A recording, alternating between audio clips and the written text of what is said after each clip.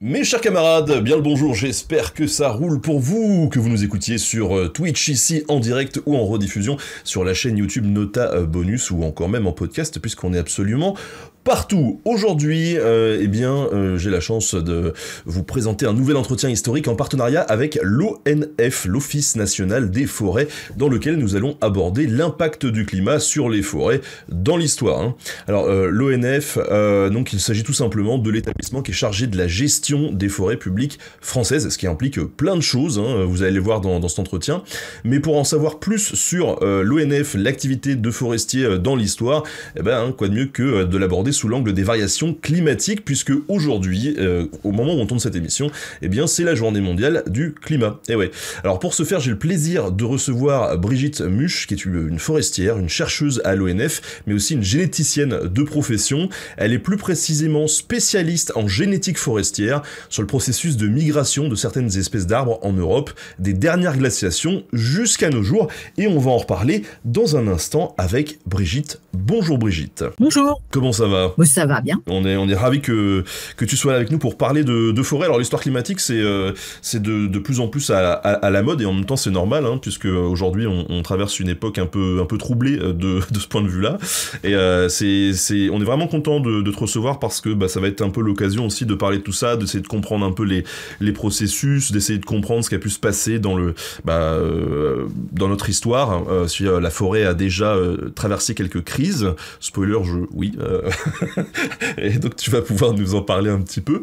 Avant de rentrer dans le vif du sujet, et donc de parler de cet impact du climat sur les forêts dans l'histoire, j'ai l'habitude de demander un petit peu le parcours de vie, on va dire, des gens qui passent dans l'émission pour savoir comment est-ce que t'en es arrivé, toi, à devenir généticienne spécialisée là-dedans. C'est quoi ton parcours? Qu'est-ce qui m'est arrivé pour que je finisse si mal, c'est ça? Non, mais est-ce que depuis que tu étais toute petite déjà, à 4 ans, est-ce que tu rêvais d'être généticienne? Non, à 4 ans, je rêvais pas d'être généticienne. En fait, mon parcours, c'est celui d'une scientifique avec des études universitaires en biologie et puis plus particulièrement en génétique. Et la forêt, j'y suis tombée quand j'étais en master. J'ai un doctorat de génétique forestière à l'université de Bordeaux, et puis après j'ai commencé ma carrière au département recherche-développement innovation de l'ONF, et avec une petite particularité parce que mon pôle de recherche et développement, il est dans une unité mixte de recherche avec l'INRAE, donc toujours en lien avec la recherche. C'est quoi donc l'INRAE? L'INRAE, c'est l'Institut national des recherches agronomiques et environnementales.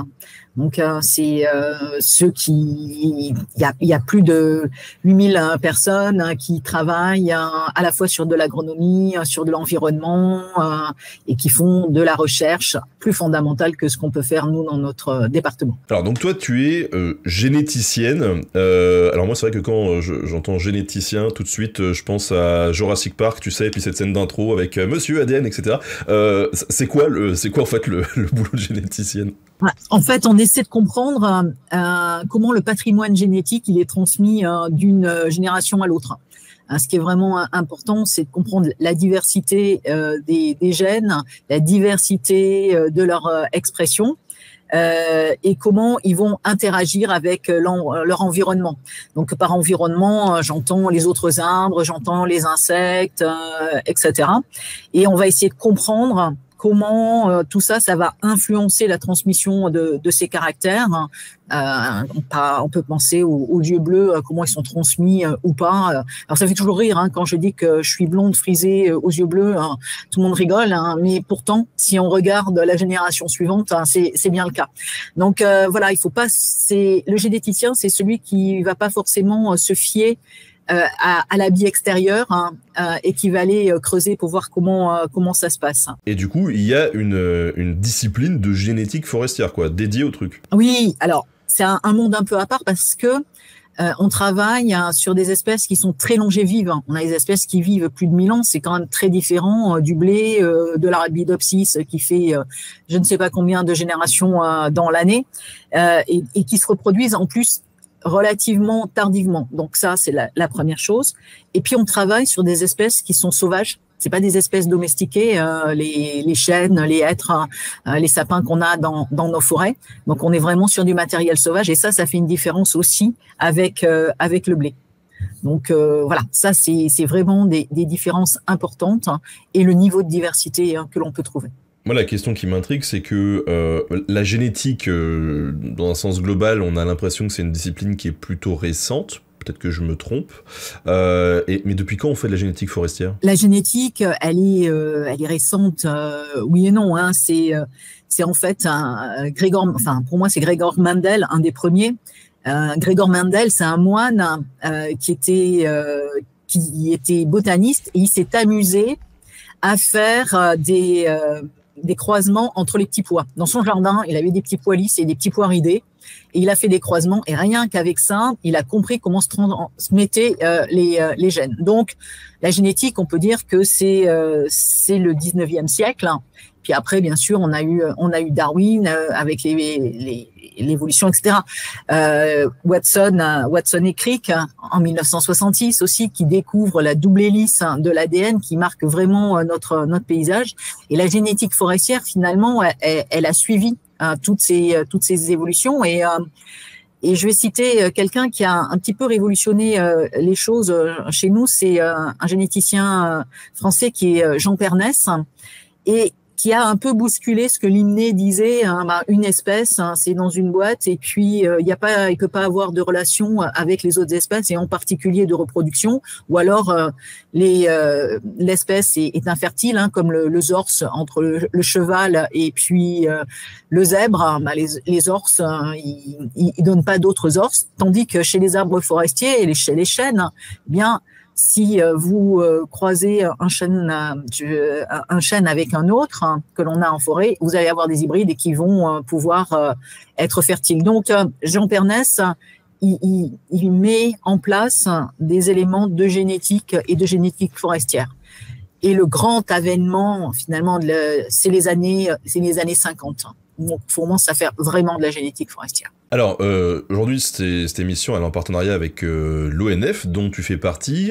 C'est quoi l'ONF? Alors, l'ONF, c'est l'Office national des forêts. Il a été créé en 1966, donc ça commence à remonter un petit peu, et il fait suite à l'administration des eaux et forêts, qui, elle, était beaucoup plus ancienne. On nous appelle encore les eaux et forêts, mais c'est plus vrai bientôt depuis 60 ans. Bon, le temps passe, mais les en forêt, il faut du temps pour que les choses changent. C'est un établissement public à caractère industriel et commercial.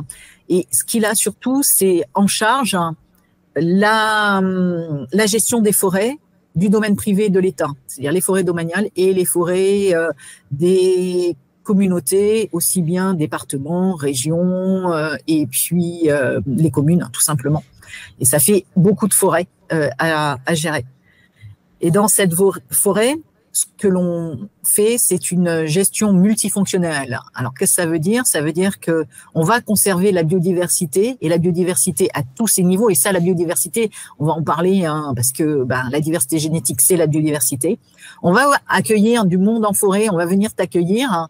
On a plus de 700 millions quand même de visiteurs dans nos forêts. Quelque chose qu'on oublie, c'est la protection des risques. La forêt, elle est très importante pour stabiliser le cordon dunaire.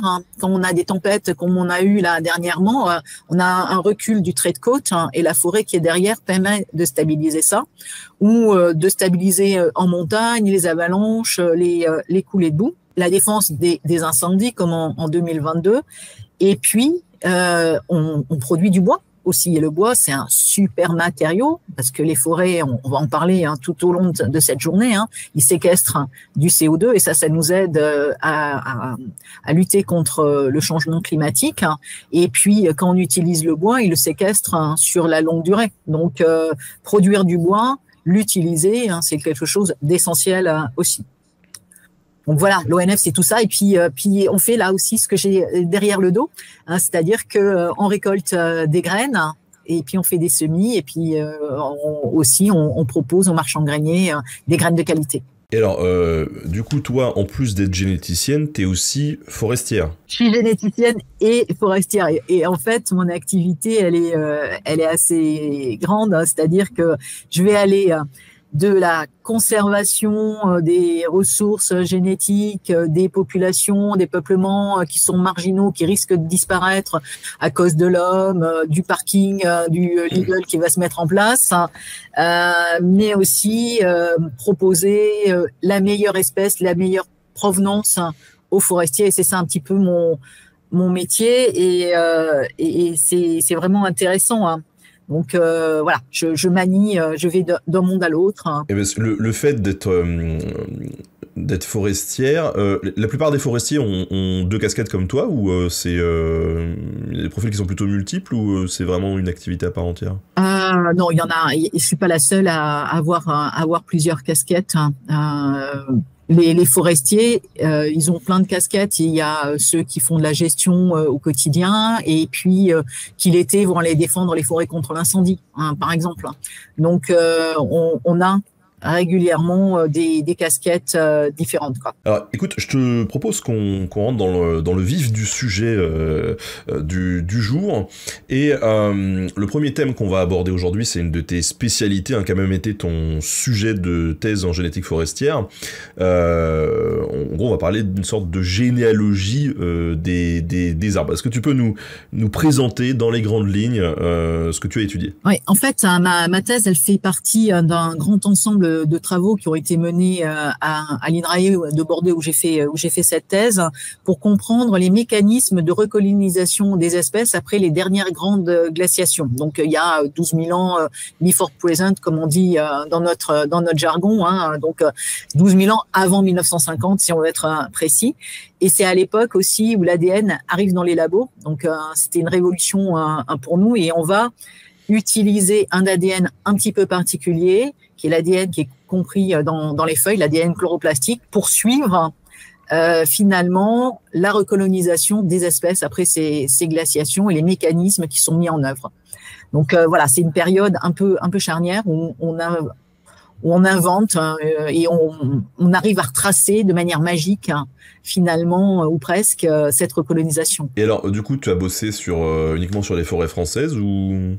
Non, les forêts, elles s'arrêtent pas aux frontières. Hein. On travaille sur l'espace géographique complet. Donc, si on prend le chêne, hein, vous avez des chênes qui sont en Espagne, jusque dans le sud de la Scandinavie.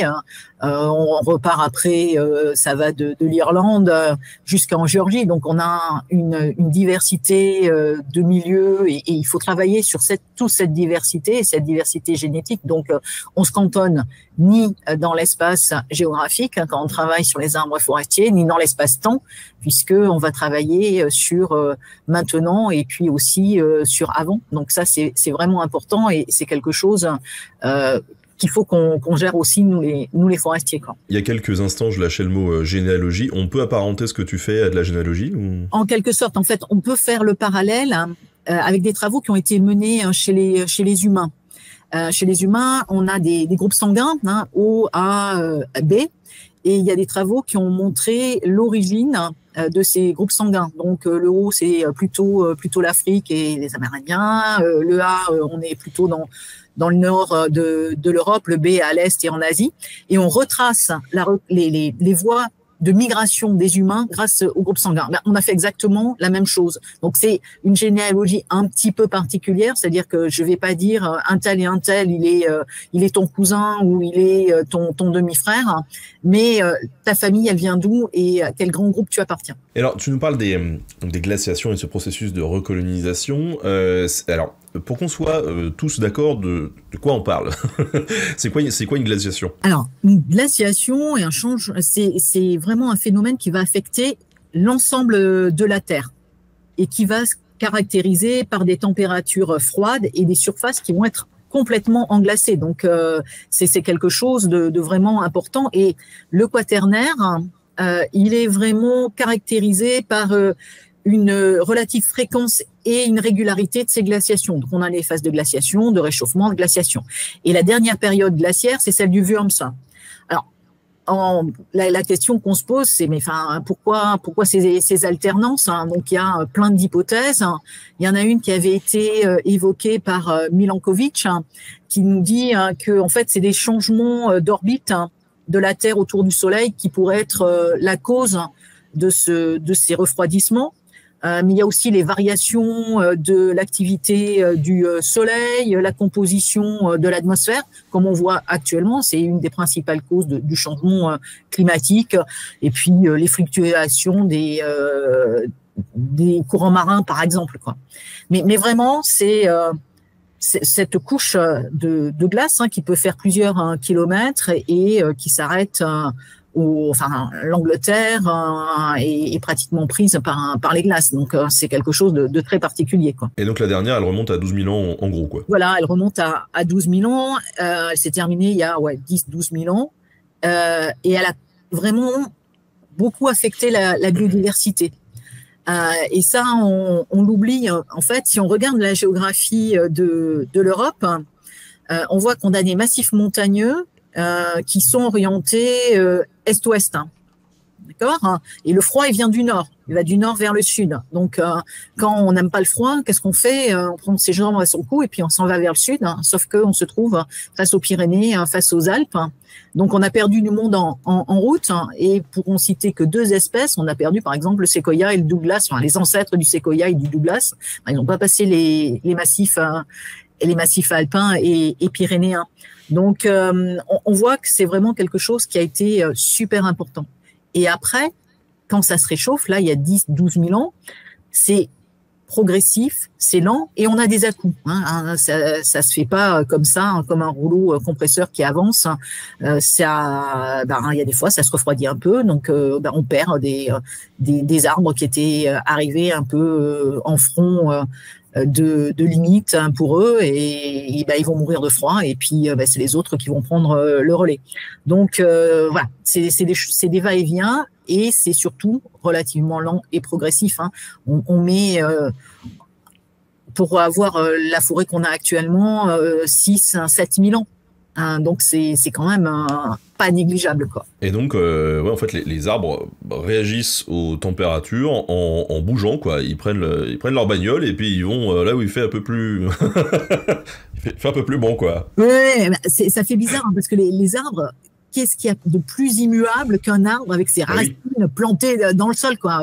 C'est quand même, on n'imagine pas qu'il bouge. Mais en fait, si, ça bouge beaucoup, les arbres, et ça bouge surtout au moment de la reproduction. Et alors, les voitures, on n'a pas des voitures, les arbres, ils n'ont pas des voitures, mais ils ont des choses qui approchent, ils ont le vent. Hein, parce que il y a des graines qui ont des petites ailes, hein. On prend le pin, par exemple, et donc le vent va pousser les graines et va les faire migrer. Ça peut être aussi les cours d'eau, le peuplier. Je sais pas si vous avez vu ça, au moment où le peuplier il fleurit, les petites graines, elles sont entourées de coton, et c'est un coton finalement, il supporte bien de se poser sur l'eau et puis il est transporté par les rivières. Mais le vecteur le plus important et celui qui permet de faire le plus de distance, c'est les animaux, en fait. C'est un petit peu les musaraignes, mais elles vont pas très loin, mais c'est surtout les oiseaux. Par exemple, le jet des chênes. Le jet des chênes, il peut faire plusieurs kilomètres. Donc, Monsieur G, il n'aime pas avoir faim, en fait, l'hiver. Donc, il avale des glands dans son jabot au moment où les glands tombent. Il s'en va les mettre dans une cachette, hein, et souvent sur un milieu relativement ouvert, hein, et des fois il oublie sa cachette ou il meurt, et on a des chênes, hein, qui arrivent et qui migrent. Donc c'est vraiment des vecteurs super importants, et il faut faire attention à cette biodiversité associée, parce qu'elle nous permet de faire migrer les arbres, comme dans le Seigneur des Anneaux. Oui, carrément. Et c'est ce que j'allais dire, les fameux Ents. Et au même titre que ce réchauffement après la glaciation, il est progressif, le fait que la période glaciaire s'installe, c'est aussi progressif. Donc ça marche dans les deux sens, quoi. Ça marche dans les deux sens, et ça a permis vraiment que les arbres puissent trouver des refuges, et essentiellement dans le sud de l'Europe. Alors on a un refuge dans le sud de l'Espagne, un en Italie, et puis dans les Balkans. Et c'est à partir de ces refuges que les arbres vont migrer finalement. Alors il y a ceux qui sont rapides, c'est des pionniers.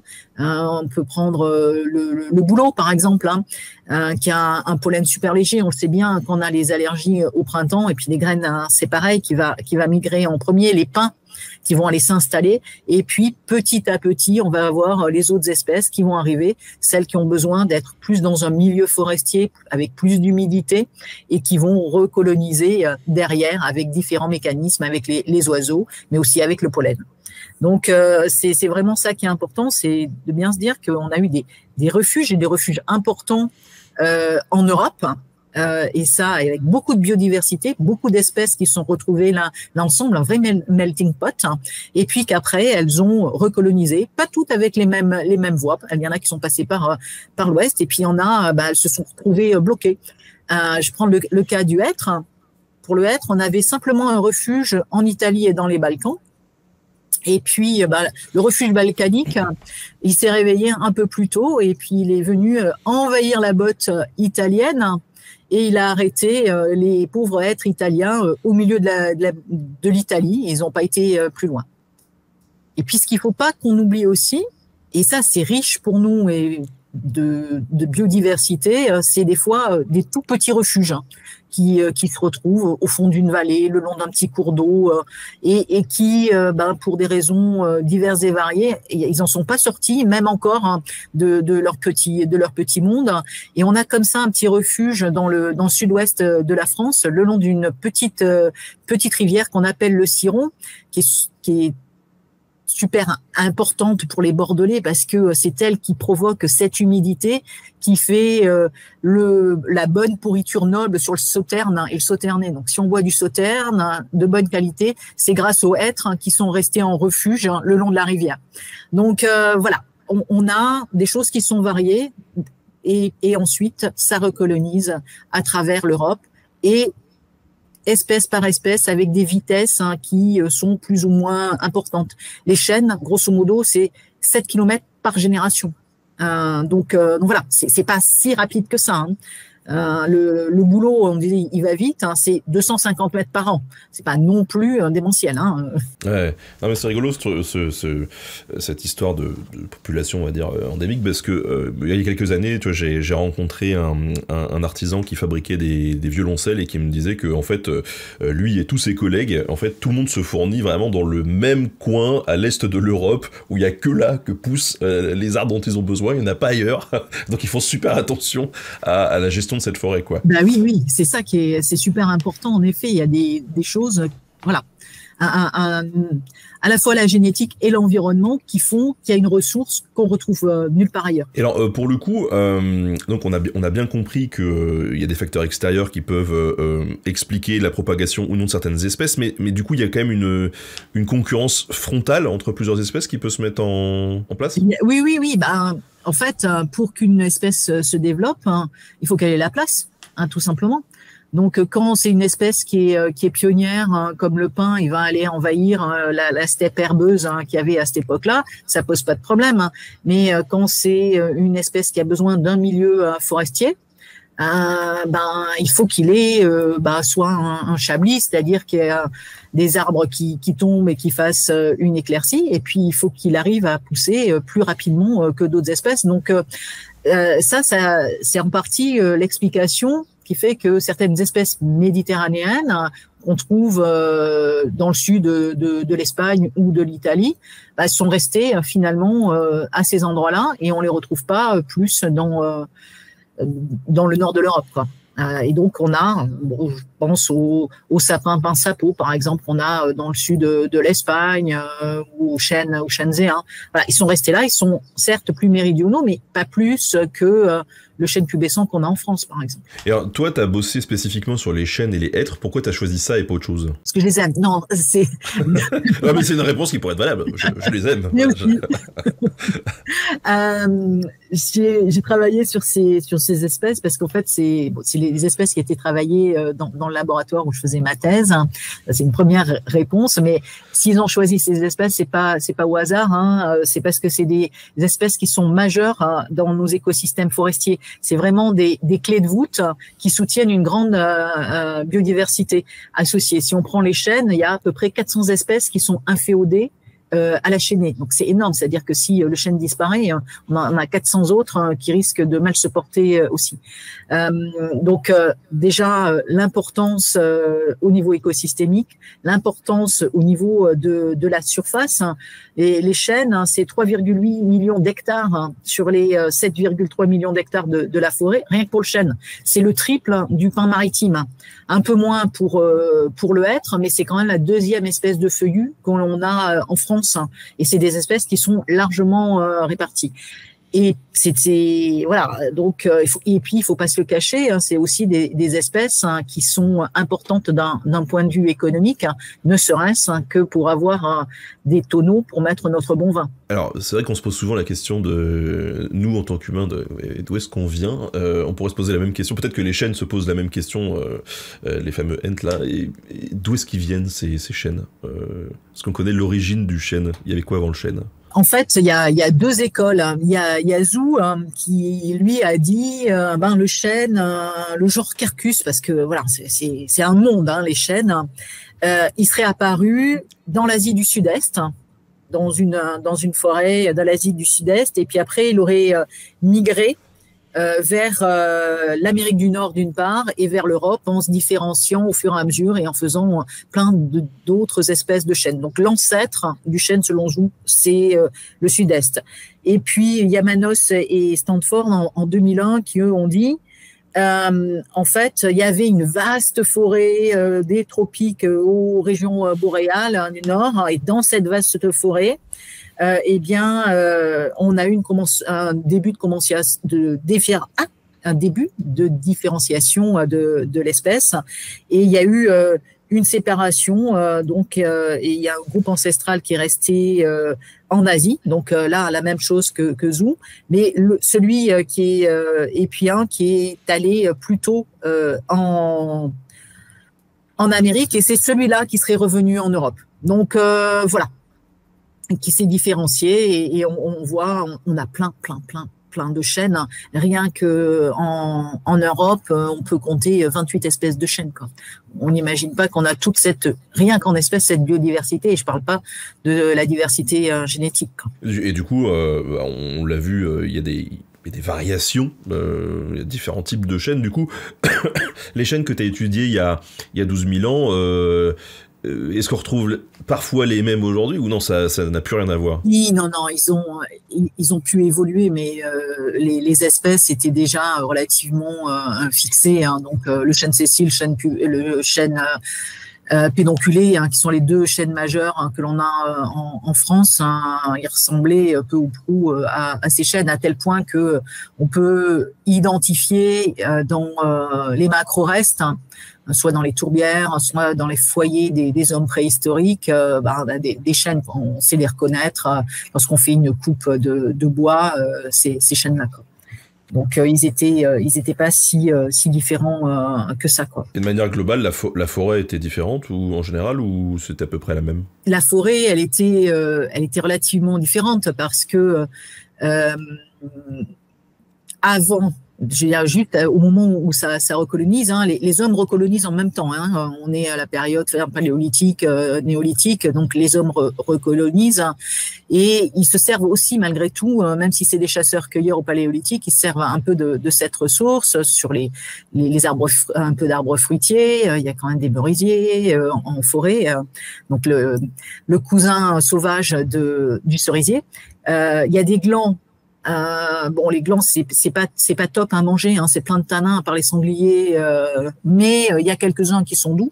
Puis ils peuvent manger. Par contre, le hêtre, c'est vachement plus sympa à manger. Les petites faines, c'est un petit goût de noisette. Je te conseille d'aller goûter des faines quand t'es en forêt. C'est vraiment sympa. Mais la forêt, bon an mal an, elle était à peu près identique, mais identique à celle qu'on la voit. Enfin, l'homme, il a agi depuis le néolithique, il agit sur la forêt en favorisant certaines espèces par rapport à d'autres. Donc, on n'a plus l'image de la forêt d'il y a 12 000 ans, ou juste quand ça recolonise, hein, parce que l'homme est intervenu depuis le néolithique sur la forêt, en utilisant plus tel bois parce que c'est celui qui brûlait le mieux, ou en favorisant telle espèce par rapport à telle autre parce que les fruits étaient meilleurs. Et pour étudier du coup ces migrations d'espèces, t'as utilisé quoi comme méthode? Sur quoi tu bosses? Parce que c'est vrai que souvent ici, je t'avoue, c'est la première fois que je reçois une généticienne. D'habitude, je reçois plutôt des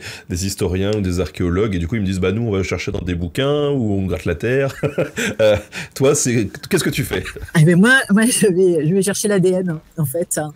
Donc pour retracer ces recolonisations après les dernières glaciations, on a utilisé un ADN qui est un peu particulier. C'est l'ADN qui est dans les chloroplastes. Les chloroplastes, c'est ce qui permet aux feuilles de faire la photosynthèse. Donc c'est des petits organites, et ces petits organites, chez les arbres qui perdent leurs feuilles, et donc chênes et hêtres, ils sont transmis uniquement par la maman. Donc, ça veut dire que en regardant les modifications de cet ADN qui est transmis, voilà, simplement, et où il y a peu de mutations, ça c'est quelque chose d'important aussi. Eh bien, on va retracer toute la lignée. Donc, j'ai extrait de l'ADN de feuilles pour faire concret. On a pris des feuilles, des bourgeons, on les a écrasés, on a récupéré. Au mortier, à l'époque, c'était... Quelle violence! Quelle violence, avec de l'azote liquide pour bien qu'il congèle d'un coup. Il récupère cet ADN et on fait comme les mamans, finalement. On multiplie, quand elles sont enceintes, on multiplie l'ADN pour que ça soit visible un certain nombre de fois. Et après, on les a coupés en petits morceaux, on les a révélés sur des gels, et ça nous a permis de voir les différences qu'il y avait entre les lignées. D'une lignée à l'autre, et même à l'intérieur d'une lignée, de faire des sous-lignées. Et c'est une méthode qui était déjà employée, que vous avez dû créer, ou pas? Parce que j'imagine que c'est une science qui se développe comme toutes les autres. Oui, alors, ce que je disais au tout début, c'est que à l'époque où j'ai fait ma thèse, c'est l'époque où l'ADN arrivait dans les labos des forestiers. Et c'est une méthode qui était existante, mais pas chez les arbres forestiers. En fait, elle existait chez l'ours. Alors les ours, ils n'ont pas des petites feuilles, on est d'accord, donc c'était pas le même organite qui était utilisé, mais c'était la mitochondrie, c'est-à-dire notre centrale nucléaire. On a tous des mitochondries et on a un ADN, et donc il y a Monsieur Taberlé qui avait un laboratoire à Grenoble qui suivait les lignées d'ours, maternelles des ours, avec cette méthode-là. Et nous, on l'a adapté. Au lieu d'utiliser la mitochondrie, on a utilisé le chloroplaste pour suivre. On n'avait pas de séquence sur les arbres forestiers de l'ADN chloroplastique, donc on s'est débrouillé avec des séquences du riz, par exemple, en disant bon, ça évolue pas trop, on va espérer que voilà, ça va aller. Et c'est comme ça qu'on a pu avancer. D'accord. Sur les ours, rassure-moi, il les pilait pas au mortier. Non, j'ai récupéré avec des pièges. Quand les ours se frottent comme Balou, ils laissent des poils, et donc ils récupéraient des poils, voilà, et donc à la base des poils, il reste quelques petites cellules, et ils utilisaient ça. On nous demande dans le chat si on pourrait envisager des reclassifications de certaines espèces d'arbres par rapport à leur génétique. Et oui, c'est ça que ça a permis, tout à fait. Il a parfaitement raison. L'ADN et l'arrivée de l'ADN dans les labos, ça a vraiment permis de revisiter complètement la classification des espèces forestières. Une des dernières que j'ai en tête, c'est sur les pins noirs. Donc on a plein de pins noirs en Europe, on en a en Autriche, on en a en Corse, on en a en Calabre. Et donc on avait une classification. Sauf que l'ADN, il a montré que c'était pas les mêmes relations qu'il y avait, et donc on a rechangé de nom pour certains points noirs. Donc oui, on revisite. Et la généalogie sur laquelle on s'appuie actuellement sur les chênes, elle a été vraiment faite avec ces méthodes-là. Et alors, au niveau des datations de différentes espèces, t'arrives à remonter jusqu'à quand? Enfin, quelle précision t'arrives à obtenir? En fait, avec l'ADN, je vais pas faire de la datation. Ça, c'est pas possible. Enfin, ou alors à regarder les taux d'évolution, mais c'est pas ce que j'avais fait dans ma thèse. Donc, en fait, ce qu'on a fait, c'est qu'on a utilisé d'autres outils. Et là, pour le coup, on est allé voir les historiens et puis les préhistoriens et on s'est appuyé sur les macro-restes que l'on trouve dans les tourbières. Donc, macro-restes, j'entends les fruits, les restes de fruits, les restes de branches, de bourgeons, et puis dans les tourbières, bien sûr, les pollens. Et on a vraiment des cartes super précises de l'arrivée des espèces aussi. Avec les cartes de pollen qu'on trouve dans les tourbières. Et donc, on a croisé finalement ces deux sciences pour comprendre la vitesse à laquelle les arbres s'étaient déplacés. Avec l'ADN, j'ai montré par où ils étaient passés. Et avec les pollens, à partir de quand ils étaient arrivés à cette date-là. Et du coup, on a essayé de comprendre comment les arbres faisaient pour avancer. Donc, ce qu'on vient de dire avec les graines, avec les pollens. Et il y a donc des collègues qui ont démontré ça. Et avec les humains. Et avec les humains. Et les humains, c'est important dans l'histoire. Justement, est-ce que tu peux nous donner quelques exemples d'implantation d'arbres qui ont pu être faits par les humains à certaines époques? Le cas qu'on cite assez régulièrement et qui est classique, le plus ancien qui est répertorié, c'est celui du châtaignier avec les Romains, qui ont amené les châtaigniers avec la vigne dans toute l'Europe. Même si on a quelques petites populations en France qui sont natives de châtaigniers dans les Pyrénées-Atlantiques, c'est les Romains qui ont amené le châtaignier dans leur bagage et de manière importante. Mais ce que je disais tout à l'heure, au Paléolithique, on trouve des glands aussi dans les foyers, et Odzi, dans sa besace, il avait des glands. Donc, ils ont aussi pu faire transférer des espèces. Oui, un des plus... Alors Odzi, pour ceux qui se souviennent pas, c'est un des plus vieils humains qui a été retrouvé, du coup... dans un bel état de conservation. Dans un bon glacier. Voilà, dans un bon glacier. Et du coup, alors tu me parles de l'Empire romain. Au Moyen-Âge aussi, il y a une gestion des forêts un peu particulière, non, qui permet de... Oui, au Moyen-Âge, en fait, on a... le bois, c'est vraiment le matériau à tout faire. Donc, on va l'utiliser pour faire des maisons, pour faire de la charpente. On a des beaux restes avec les maisons à pans de bois en Normandie, en Bourgogne, donc elle est utilisée dans la construction, mais elle est aussi utilisée pour le chauffage, pour la cuisine, pour la forge. Donc ce qui se passe, c'est que les forêts, eh bien, elles sont surexploitées, et on a surtout des forêts sous forme de taillis, avec très peu d'arbres tels qu'on les connaît actuellement, avec un tronc bien élancé, une belle couronne de feuilles, mais plutôt des souches à partir desquelles partent plein de brins qui sont récoltés, entre guillemets, coupés régulièrement par tout le monde, et c'est nécessaire pour en vivre, quoi. Donc on a cette exploitation finalement de la forêt, et qui ressemble pour le coup en termes d'image pas du tout à celle qu'on connaît. Les espèces sont bien les mêmes, mais ou presque, mais en termes d'image, on a quelque chose de totalement différent qu'on retrouve pratiquement pas en France actuellement. C'est-à-dire? C'est-à-dire que on a des arbres, enfin c'est pas, voilà, des souches avec des multitiges, et puis de temps en temps ce que nous on appelle des arbres de réserve, donc c'est des arbres adultes que l'on utilisait pour le coup pour les charpentes et puis pour faire des bateaux. En France, actuellement, on a des arbres soit qui ont tous le même âge ou de générations différentes, mais ils sont tous, ce qu'on dit, de franc-pied, c'est-à-dire qu'ils sont tous issus d'une graine, en fait. Et là, les 3/4 de la forêt était issu originellement d'une graine, mais se renouvelait absolument pas comme ça. Et ça, c'est comme quand, en fait, c'est des hibernatus quand on fait ça. Ça évolue pas. La forêt et la génétique, elle évolue au moment des reproductions, quand il y a des croisements entre individus.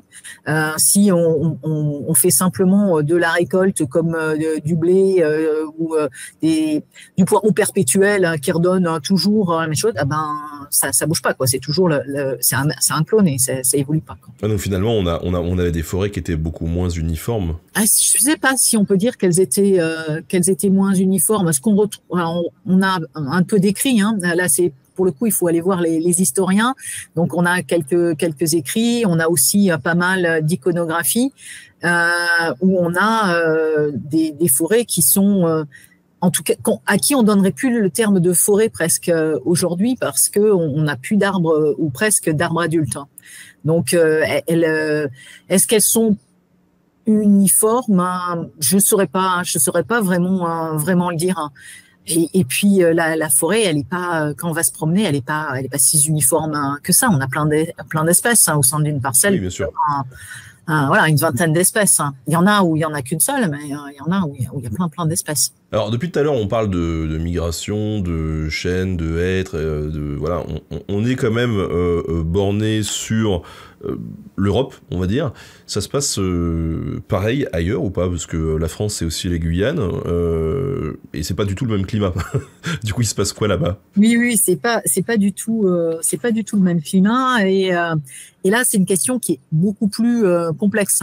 Parce que là, tu me disais, oui, les forêts, elles sont uniformes. Alors là, pour le coup, en Guyane, elles sont absolument pas uniformes. En forêt tempérée, on dit une espèce, elle est disséminée. C'est quand on a au maximum 10 individus dans un hectare, 10 arbres dans l'hectare de cette espèce. Quand on dit ça en Guyane, c'est une espèce qui est très présente. Donc, on n'a pas du tout la même chose. Alors, il y a des projets de recherche, il y a des équipes de recherche qui sont installées en Guyane, l'INRAE, le CNRS, l'ONF, pour essayer de comprendre. Mais c'est une richesse en espèces qui est absolument fantastique. Et c'est quelque chose d'important. Et on n'est pas à la même échelle entre forêt tempérée et forêt guyanaise. Pour autant, là, on discutait quand même de l'histoire et de l'impact du climat. Tout à l'heure, quand je disais comment on définit une ère glaciaire, on disait il fallait que ça touche l'ensemble du globe. On était vraiment sur un espace-temps et une surface importante. La Guyane, l'Islandis, il n'est pas descendu en Guyane, ça c'est sûr. Mais par contre, on sait qu'on a eu des alternances humides, secs, qui ont été importants, et on a eu des mortalités d'arbres à cause de périodes sèches qui correspondaient à des périodes froides plus en Europe. Donc ça, on le sait, on a réussi à le tracer. Et puis ce que l'on remarque aussi, c'est que de la forêt primaire, il y en a beaucoup, mais il y en a beaucoup qui a été modifié aussi par les peuples autochtones qui travaillent sur brûlis pour cultiver la terre, et finalement il y a plein d'endroits où c'est des espèces, c'est de la forêt entre guillemets secondaire, et c'est plus les espèces primaires qui étaient là. Mais là c'est un monde vaste, et on ne va pas pouvoir comparer la forêt guyanaise avec celle qui est à La Réunion, encore moins la Guadeloupe, et je parle pas d'autres forêts ailleurs. On parlait un peu de forêt pour ceux que ça intéresse sur YouTube, dans l'épisode sur les Mayas, et la fin, avec plein de guillemets, des Mayas. Je vous invite à aller le voir, parce que justement on parle de la gestion des forêts par ces civilisations, et du fait que peut-être qu'ils n'avaient pas fait parfois les meilleurs choix en termes de gestion forestière pour lutter contre... qui aidait en fait la forêt, c'était une sorte de bouclier, de rempart contre les agressions climatiques. Et bon, pas de bol, ils ont un peu cramé ces forêts, et du coup ça a précipité pas mal de catastrophes à cette époque-là. On parlait donc de cet âge glaciaire il y a 12 000 ans. Il y a eu un autre événement, pareil, on a pu en parler sur la chaîne YouTube à l'occasion, qui est le petit âge, qu'on appelle le petit âge glaciaire. Ouais, j'ai dit qu'on appelle. Est-ce que tu pourrais nous en parler un petit peu de ce petit âge glaciaire? Oui, alors le petit âge glaciaire, il porte pas, comme tu dis, hein, qu'on appelle, hein, parce qu'il porte pas vraiment bien son nom. Hein. On a dit l'âge glaciaire, hein, c'est voilà, c'est sur la totalité du globe. Là, ça affecte essentiellement l'Europe et c'est des diminutions de température. Le pas de temps est pas du tout le même, hein, puisque c'est du 16e au 19e environ. Mais ça a quand même eu des impacts importants et ça a beaucoup marqué les pays et puis les populations. Donc, c'est resté dans les mémoires et on en a beaucoup parlé. Donc, c'est des froids intenses qui vont mettre à mal les cultures vivrières. Rappelle-nous la période, peut-être. 16e, hein, du 16e au 19e, hein, à peu près. Je pense pas dire beaucoup de bêtises. Je suis pas historienne, mais pour moi, c'est à peu près cette période-là. Et il y a un réchauffement après. C'est vraiment, on a eu une période plus chaude hein, au moment juste avant, en fait. Hein, et après, ça se réchauffe aussi. Donc, on a vraiment une période qui est limitée dans le temps, à quelques centaines d'années contre quelques milliers d'années, centaines de milliers d'années dans le cas dont on vient de parler. Donc c'est vraiment des choses qu'on n'est pas sur la même échelle de temps, mais ça a marqué et on retrouve des traces hein, beaucoup dans l'iconographie. Je pense à des tableaux de Bruegel, hein, Bruegel le Vieux, où on voit ces étendues glacées, de la neige, etc. Pareil hein, dans la littérature, hein, la Loire hein, qui prenait régulièrement en glace hein, jusqu'à Orléans. Hein. J'habite à Orléans, je peux vous dire que je l'ai pas vu souvent avec des glaçons dessus, quoi. Tu habites à Orléans. Attendez, je n'avais pas cette info avant de commencer le live parce que moi je suis de Tours. C'est un traquenard. C'est un traquenard. Comme quoi, quand on n'est pas au courant, en fait, on se ressemble et on partage plein de trucs. Voilà. Alors, cet épisode du petit âge glaciaire, alors ok, c'est pas un âge glaciaire comme les autres, puisqu'il n'est pas partout, mais est-ce qu'il est quand même comparable sur le sol européen à cette glaciation qu'il y a eu il y a 12 000 ans? Est-ce que c'est à peu près la même chose ou c'est moins? Enfin, qu'est-ce qui est... Non, c'est moins, c'est clairement moins. Il fait quand même moins froid. Bon, il y a des arbres qui peuvent disparaître. Le phénomène, on pense qu'il est dû. Il y a plusieurs hypothèses. Hein. Il y a une hypothèse qui est due à une activité volcanique intense, hein, par exemple, qui aurait modifié la composition gazeuse, hein, mais de l'atmosphère. Hein. Il y en a une autre avec justement là alors pas les Mayas mais les conquistadors hein, et donc comme il y a eu on n'en parle pas beaucoup, mais énormément de morts hein, sur cette période-là, et ben tout ce qui était cultivé revient à forêt, et si ça revient à forêt, ben ça capte plus de CO2, et là aussi on modifie finalement l'atmosphère, hein, et donc ça refroidit. On le voit bien actuellement, hein, c'est l'augmentation du CO2 qui fait en grande partie que l'atmosphère se réchauffe. Hein. Mais l'impact, il a été notable sur les sociétés humaines et en particulier sur les conditions de vie. Et on a, là encore, utilisé encore plus de bois pour se chauffer, hein, tout simplement, et avec des arbres qui ont pu aussi subir ce froid. Ce qu'il faut imaginer, c'est que les arbres, ils se développent simplement dans une période de l'année. Hein. Ils débourrent et mettent leurs feuilles au printemps, et puis ils arrêtent leur végétation à l'automne. Mais s'il fait très froid et qu'il fait froid de manière précoce, eh bien, il y a des écrits qui disent qu'il y a eu des froids et des gelées dès fin août. Les arbres, ils n'avaient pas forcément formé bien leurs bourgeons, donc ça peut avoir un impact et altérer, donc tuer le bourgeon, et les feuilles qui sont si gèlent fort, hein, tuer les feuilles, et puis affecter les bourgeons. Et ça, si ça se passe de manière très régulière, eh bien les arbres peuvent en mourir. C'est pareil, hein, si il y a l'eau gèle dans le sol, elle est plus disponible pour la croissance de l'arbre. Et puis s'il y a des gels et des dégels, là aussi, eh ben, il y a justement un travail qui vient d'être fait là-dessus sur le Douglas. Eh ben, ça affecte aussi les arbres et ça les fait mourir. Donc ce petit âge glaciaire, il a pu avoir des impacts à la fois sur une récolte encore plus d'arbres, donc une forêt qui s'est encore plus réduite et elle va se réduire jusque à l'industrie puis l'avènement du pétrole finalement. Et puis des arbres qui disparaissent. Et comme je disais, au Moyen-Âge, avant, enfin juste la période avant, on a vécu une période qui était un peu plus chaude. Il y a des espèces qui avaient pu migrer aussi un peu plus vers le nord, hein, et ces espèces-là, elles ont dû disparaître. Ouais, donc les sociétés humaines ont été impactées non seulement donc sur les récoltes de bois, mais en plus, on peut l'imaginer, sur les récoltes d'autres trucs. Ah oui, bah, surtout sur les récoltes d'autres trucs. Hein. Pour eux, c'était ça qui était surtout important. Hein. Le blé, hein. Ouais, ce que j'avais appris à l'école, hein, c'est que c'était aussi une des raisons pour la Révolution française.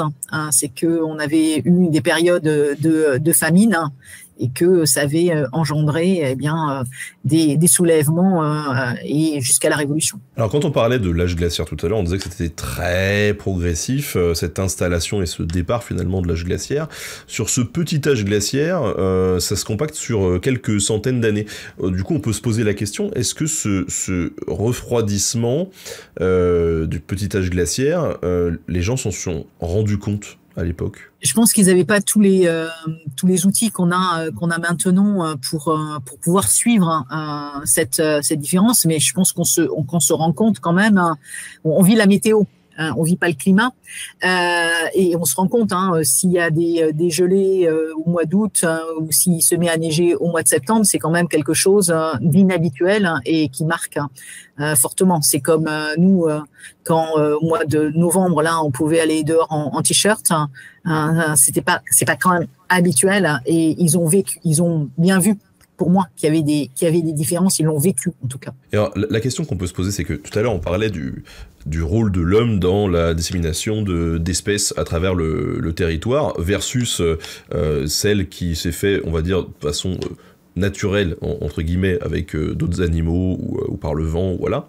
Quand il y a eu cette période très froide, est-ce qu'il y a eu un comportement différent entre les espèces, on va dire, endémiques qui étaient là depuis longtemps et celles qui ont été apportées par les humains qui, peut-être, on pourrait penser qu'elles auraient eu moins le temps de s'acclimater ou de se défendre. Les mécanismes, en fait, physiologiques et génétiques, que ce soit une espèce qui est introduite ou une espèce qui est endémique, qui sont à peu près les mêmes. Hein. Les arbres gèlent de la même façon.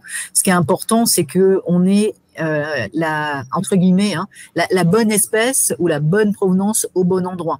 Donc, par exemple, une espèce qui est endémique en France, le chêne pubescent qu'on trouve plus dans le sud-ouest, dans le Lot ou en Méditerranée, et puis de manière très sporadique dans le nord de la France, ou chêne tausin dans le sud-ouest. Si on l'amène là maintenant et qu'il y a des fortes gelées, même s'il est endémique en France, il va pas forcément bien supporter. Le point maritime, c'est la même chose.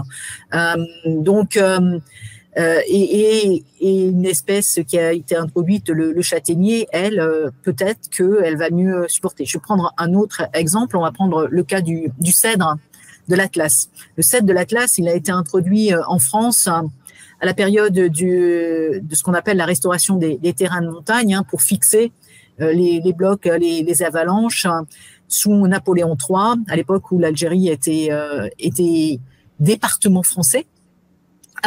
Et donc, on a introduit dans des conditions abominables ces pauvres cèdres, et comme dans le Luberon et puis sur le Mont Ventoux. Donc, en zone méditerranéenne, où il fait chaud, en faisant le pari comme on les ramenait dans le nord, on pouvait les mettre à plus basse altitude et dans des conditions méditerranéennes. Oui, mais ça s'appelle le cèdre de l'Atlas. L'Atlas, c'est une montagne, et il est à l'étage montagneux. Et on se rend compte, en effet, que si on met du cèdre dans les Vosges ou dans le Jura, et on en a, ou à Verdun, eh ben, il est là, il est présent et il ne gèle pas. Donc, c'est vraiment savoir d'où est originaire l'espèce, hein, et comment elle s'est adaptée dans son milieu, plutôt que dire une espèce introduite. Voilà. L'espèce introduite, elle va avoir d'autres problèmes, on peut faire d'autres questions dessus, mais pas forcément toujours d'une maladaptation face au climat. Oui, bah c'est rigolo parce que je trouve que tout ça explique bien aussi ce qu'est la génétique. Et par exemple, quand on parle d'organismes génétiquement modifiés, il y a cette sélection en fait qui est intéressante, au même titre que on va prendre un cèdre à l'autre bout de la planète pour aller le foutre dans les Vosges, quoi. Ouais. Et mais la différence entre OGM, hein, vraiment, on va les manipuler le génome. Hein. Ah là, c'est pas ce qu'on fait. Ce qu'on fait, hein, c'est sélectionner. Sélection, mais... voilà. Ouais. Bien sûr, c'est pas la même chose. Tu disais que au Moyen-Âge, le bois servait de chauffage, enfin pour le bois de chauffage. Ouais. Il y avait d'autres usages intensifs du bois? Oui, dans la construction, dans les meubles. Hein. Donc, on stockait sur le long terme le bois. Il servait dans les forges. Hein. On oublie, avant qu'il y ait du gaz, avant qu'il y ait du pétrole. Hein. Il était beaucoup utilisé ça depuis l'époque romaine. Hein. Et ça a eu un impact très important sur les surfaces boisées et sur les espèces. Hein.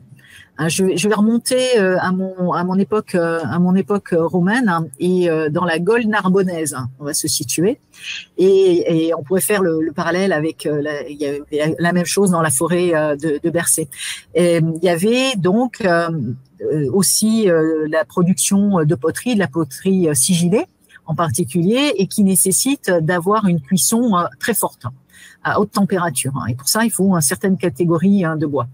Et on se rend compte, les archéologues se rendent compte que on a une diminution de la qualité de la poterie sigillée. Et en fait, ça c'est dû parce que la qualité du bois, eh bien, les arbres sont plus jeunes. C'est plus tout à fait les mêmes espèces parce qu'on va chercher le bois à des dizaines de kilomètres, mais ça suffit pas. Et on a une qualité de cette poterie qui diminue. Voire ça va complètement s'arrêter parce que on n'a plus de bois. Donc à cette époque romaine, enfin gauloise, et c'est à l'époque du petit âge glaciaire jusqu'à la révolution industrielle, on peut vraiment faire disparaître une ressource et certaines espèces et en amener d'autres. Le châtaignier, par exemple, il était beaucoup utilisé pour faire du charbon de bois, pour faire aussi mettre dans les forges. Donc voilà, il y a l'utilisation que l'homme peut en faire, hein, pour des usages qui maintenant ont disparu, qui font notre forêt, notre diversité en termes d'espèces. Oui, et là on voit que c'est pas nouveau. Enfin, aujourd'hui on vit ce réchauffement climatique qui impacte forcément toute la faune et la flore. Et du coup, c'est pas des ressources infinies qu'on peut exploiter comme ça. Et malheureusement, si on n'a plus ces ressources-là, comme il n'avait plus cette forêt abondante au Moyen-Âge, ça crée des crises humaines, sociales, politiques, économiques, tout ce que vous voulez. Voilà. Et c'est pour ça que c'est intéressant de faire de l'histoire climatique aussi, parce que ça nous donne un autre regard finalement sur la manière dont notre histoire elle a évolué. Déjà, l'histoire est une matière qui appelle à l'humilité. L'histoire climatique, je trouve, c'est double dose, quoi. En tout cas, alors ces arbres, du coup, comment ils se sont adaptés durant le petit âge glaciaire? Parce que tu nous disais tout à l'heure que, par exemple, le chêne, tu disais, c'est 7 km tous les... c'est par génération. Par génération, ouais. Donc en fait, donc, la migration, finalement, c'est pas... c'est un élément important, mais quand il y a des à-coups comme ça du climat, soit petit âge glaciaire, soit maintenant, les mécanismes qu'ils ont de migration, même avec les oiseaux, même avec tout ce qu'on veut, elle n'est pas suffisante. Et puis on est là, hein, aussi. Hein, on a occupé leur espace. Hein, donc moi je donne bonne chance à un chêne ou un pin qui veut traverser la Beauce. Ça va être compliqué, quoi, hein, de lutter contre la moissonneuse batteuse. Et ils ont, alors, il y a un travail qui a été fait par Antoine Kremer, qui est notre prix Nobel, en fait, des forestiers, parce qu'il a reçu l'équivalent du prix Nobel, le prix Wallenberg, pour ses travaux, et qui a travaillé sur 3 forêts en France, la forêt de Reynaud-Valdieu, Loches et puis Bercé. Et on a la chance, dans ces forêts, d'avoir des arbres qui datent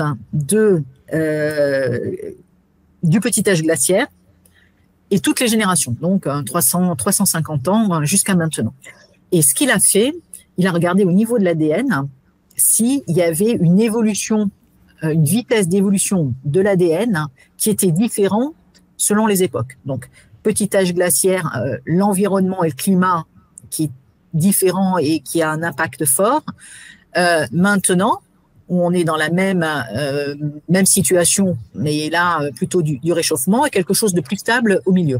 Et il s'est rendu compte, en faisant des prélèvements sur ces arbres, d'une part au niveau d'ADN, et puis après, et d'une autre méthode, que le taux d'évolution du génome était plus rapide au petit âge glaciaire et maintenant, comparé aux générations qui sont entre les deux. Donc, ça veut dire que le climat et l'environnement peuvent avoir un impact très fort sur l'évolution du génome. Alors, comment ça s'est traduit? Comment ça pu se traduire? En fait, ce qu'il a fait en même temps, c'est qu'il a récolté des glands de chacune des arbres de chacune de ces générations.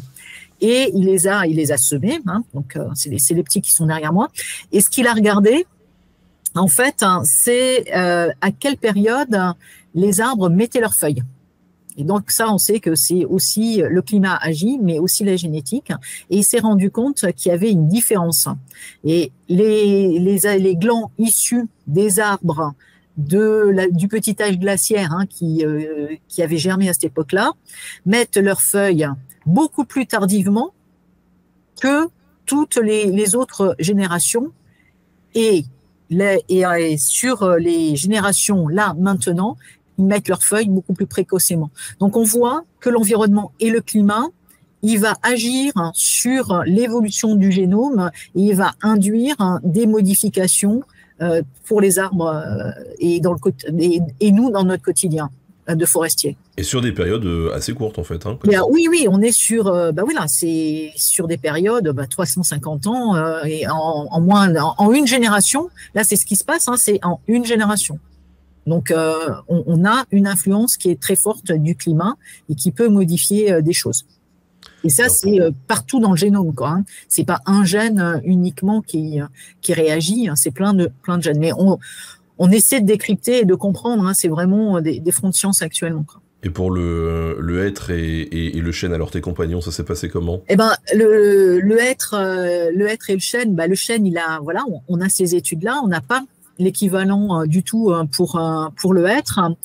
Donc, on sait que le chêne, il a pu évoluer pour s'adapter et que ses bourgeons finalement et ses jeunes feuilles ne brûlent pas à cause des froids. Le hêtre, on a pas l'équivalent. Ce qu'on peut dire du hêtre, quand on cherche du hêtre, on regarde où il y a des nuages. C'est une espèce qui a la tête dans les nuages tout le temps. Donc, quand on va en montagne, on regarde où sont les grappes de nuages et on va trouver le hêtre à cet endroit-là. Donc, normalement, il résiste un petit peu mieux que le chêne. Il va plus en altitude aussi. Donc, on peut imaginer qu'il a un peu mieux résisté au froid, mais on n'a pas vraiment de données de la qualité de celle que je viens d'expliquer sur le chêne pour trancher.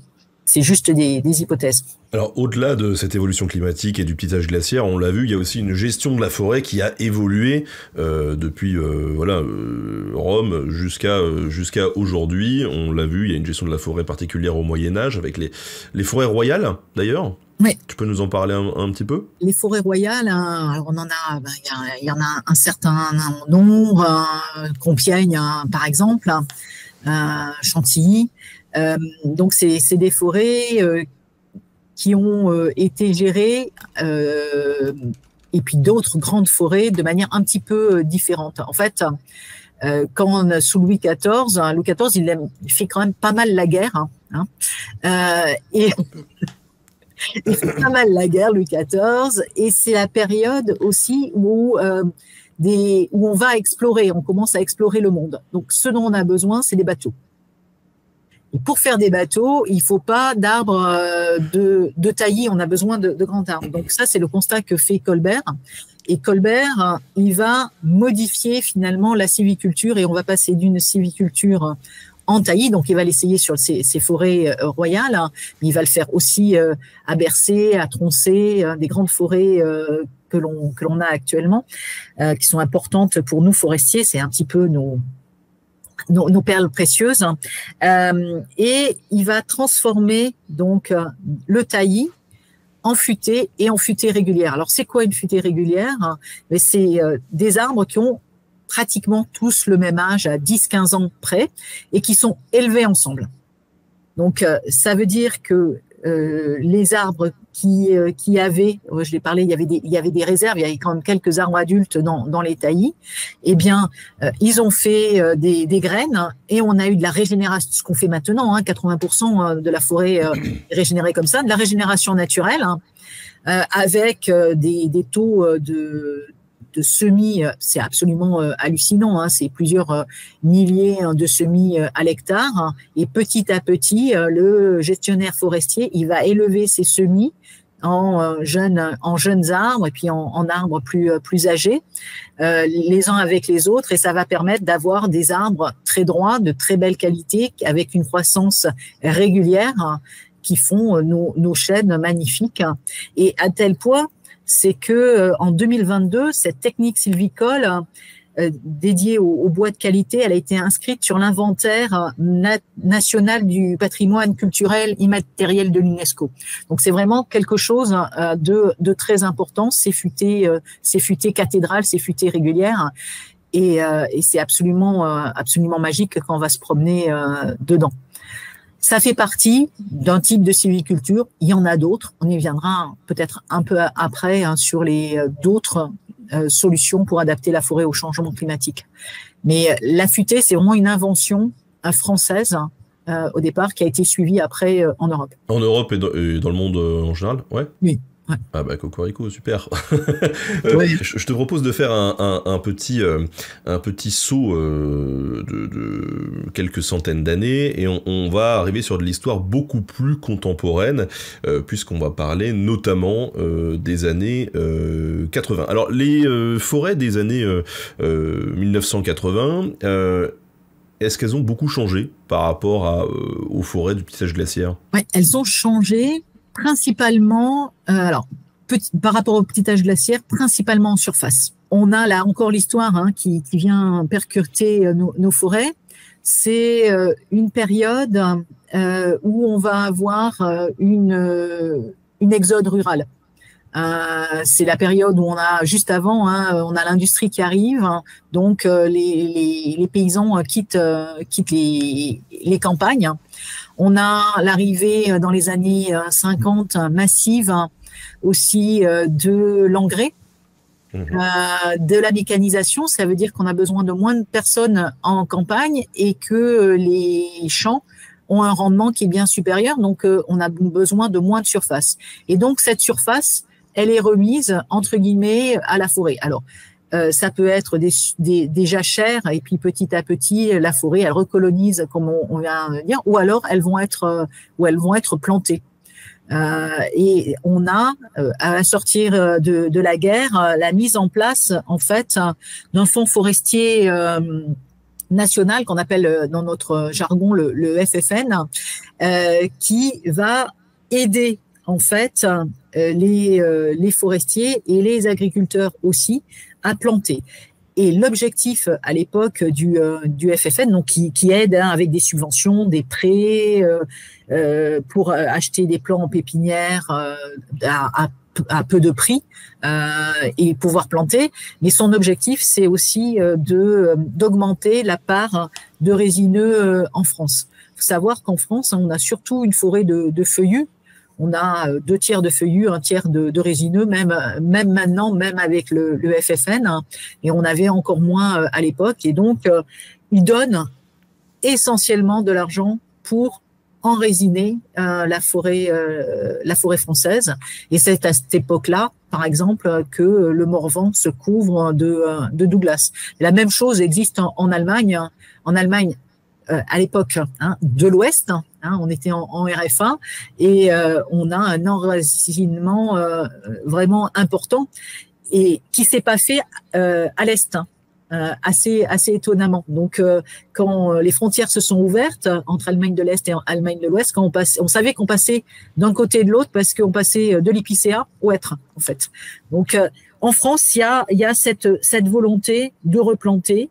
Et puis, on va donc 1950, c'est le début. Et puis, à partir des années 70. On va aussi donner de l'argent pour planter d'autres espèces, mais des espèces de feuillus.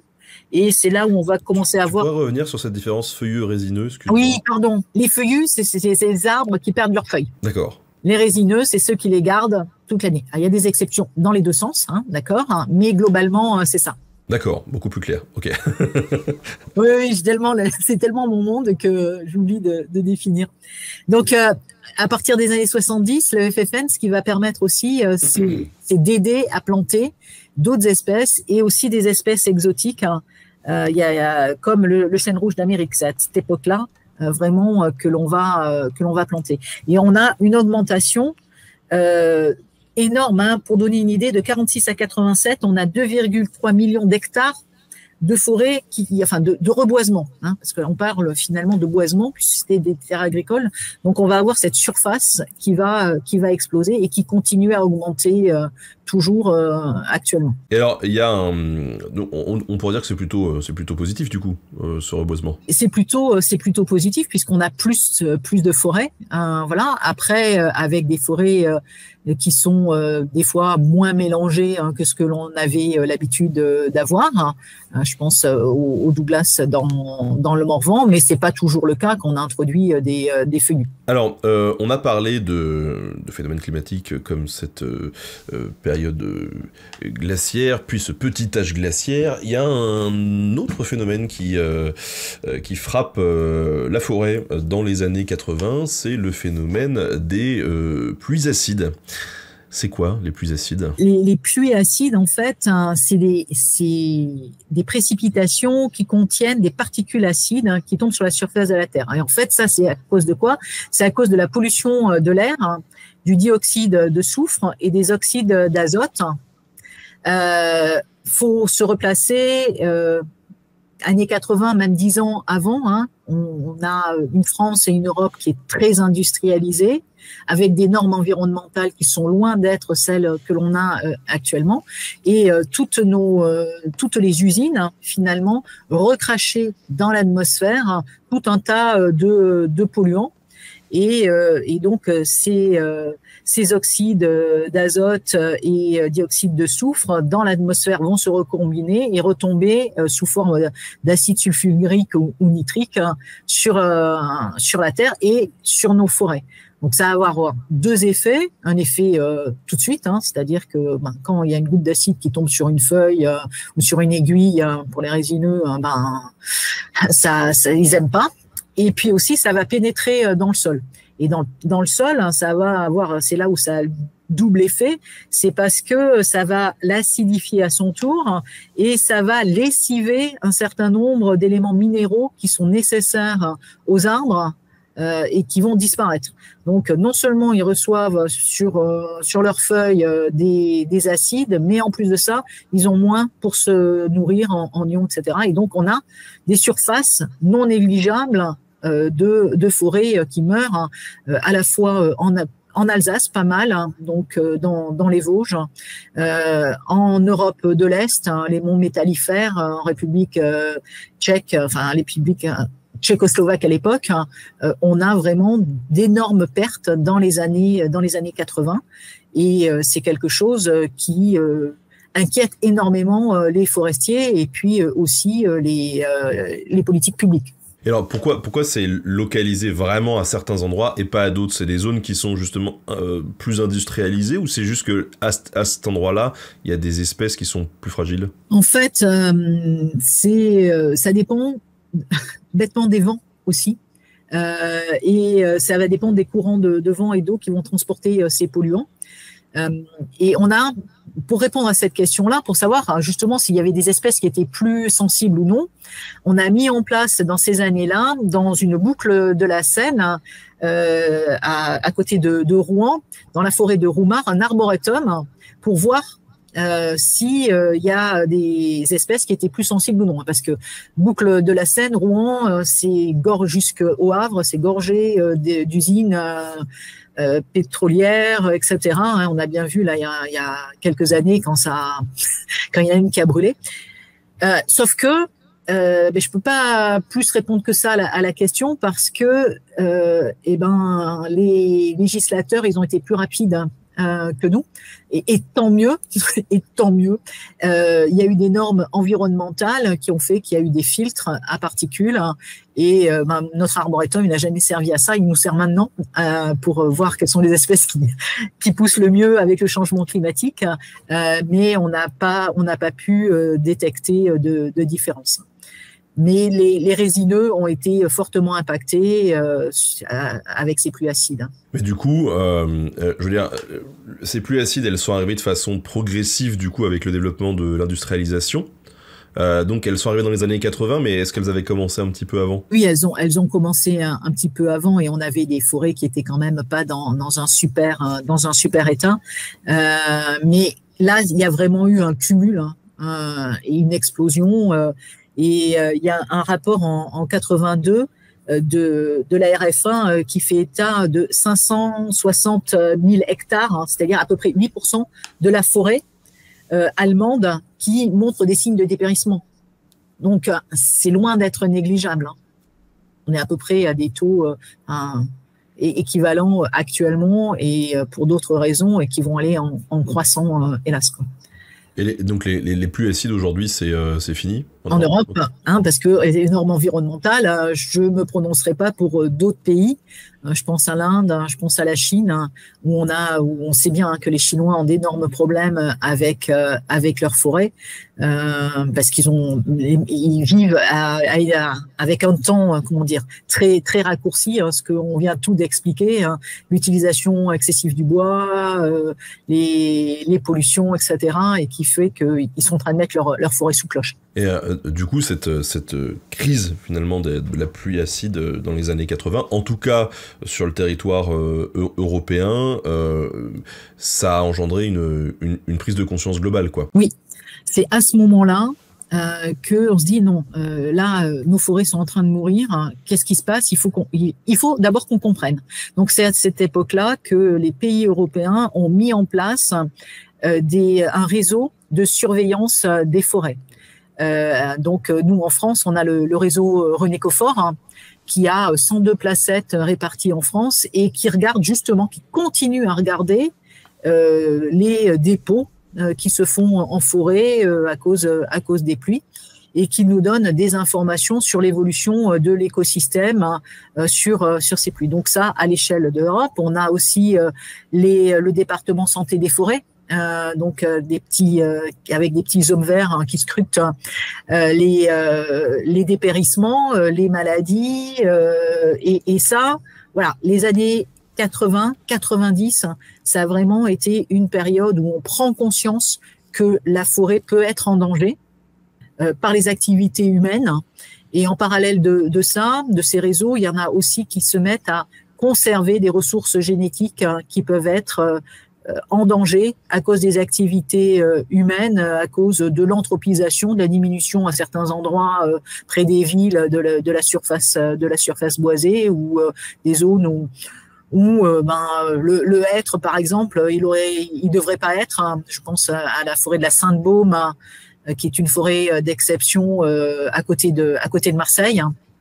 Et donc, on a des réseaux d'observation et on s'intéresse beaucoup à la forêt et pas uniquement sous l'angle de la plantation comme avec le FFN. Alors, vous le savez, dans cette émission, pour tous ceux qui nous regardent, souvent il y a cette question de se dire à quoi ça sert l'histoire. Pendant un peu plus d'une heure, on vient de parler d'histoire du climat, d'histoire de la forêt, et on le voit en fait, l'histoire nous apporte pas forcément des solutions, mais en tout cas, en analysant cette histoire-là, on peut essayer de comprendre, ou en tout cas d'approcher une compréhension des mécanismes qui agitent nos sociétés, nos climats, et donc l'histoire de l'humanité. Et donc en essayant de comprendre un petit peu mieux ça, on trouve pas forcément des solutions, mais ça nous aide à envisager des solutions pour le futur. Et c'est ça qui est important, parce que à partir de ce moment, je le rappelle, on est aujourd'hui, lors du tournage de cette émission, en plein dans la journée mondiale pour le climat. Eh bien, cette histoire, elle nous permet de prendre un petit peu de recul et de faire le point aujourd'hui. Il y a une situation, quelle est cette situation ? Comment on peut y faire face ? On va aborder ça tout de suite avec Brigitte. Brigitte, ce réchauffement climatique que l'on vit aujourd'hui, il est assez dramatique et les forêts, du coup, sont confrontées forcément à pas mal d'enjeux et de risques. Est-ce que tu peux nous faire un petit peu un point d'état de la situation? Oui, le changement climatique, là, il affecte de plein fouet toutes nos forêts. Qu'elles soient en plaine, en altitude, quelles que soient les espèces, que ce soit du chêne, du sapin, tous sont atteints de manière différente. Alors, qu'est-ce qui se passe? On a des dépérissements. Ça, c'est quelque chose qu'on peut voir de manière fréquente.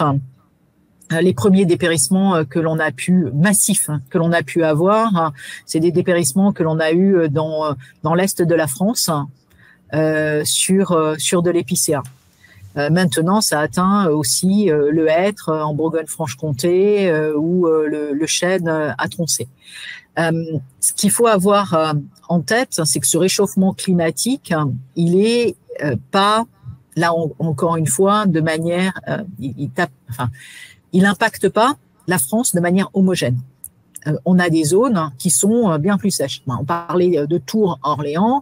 Alors, je connais pas le climat de Tours, mais il paraît qu'il est meilleur que celui d'Orléans. Sans aucun doute.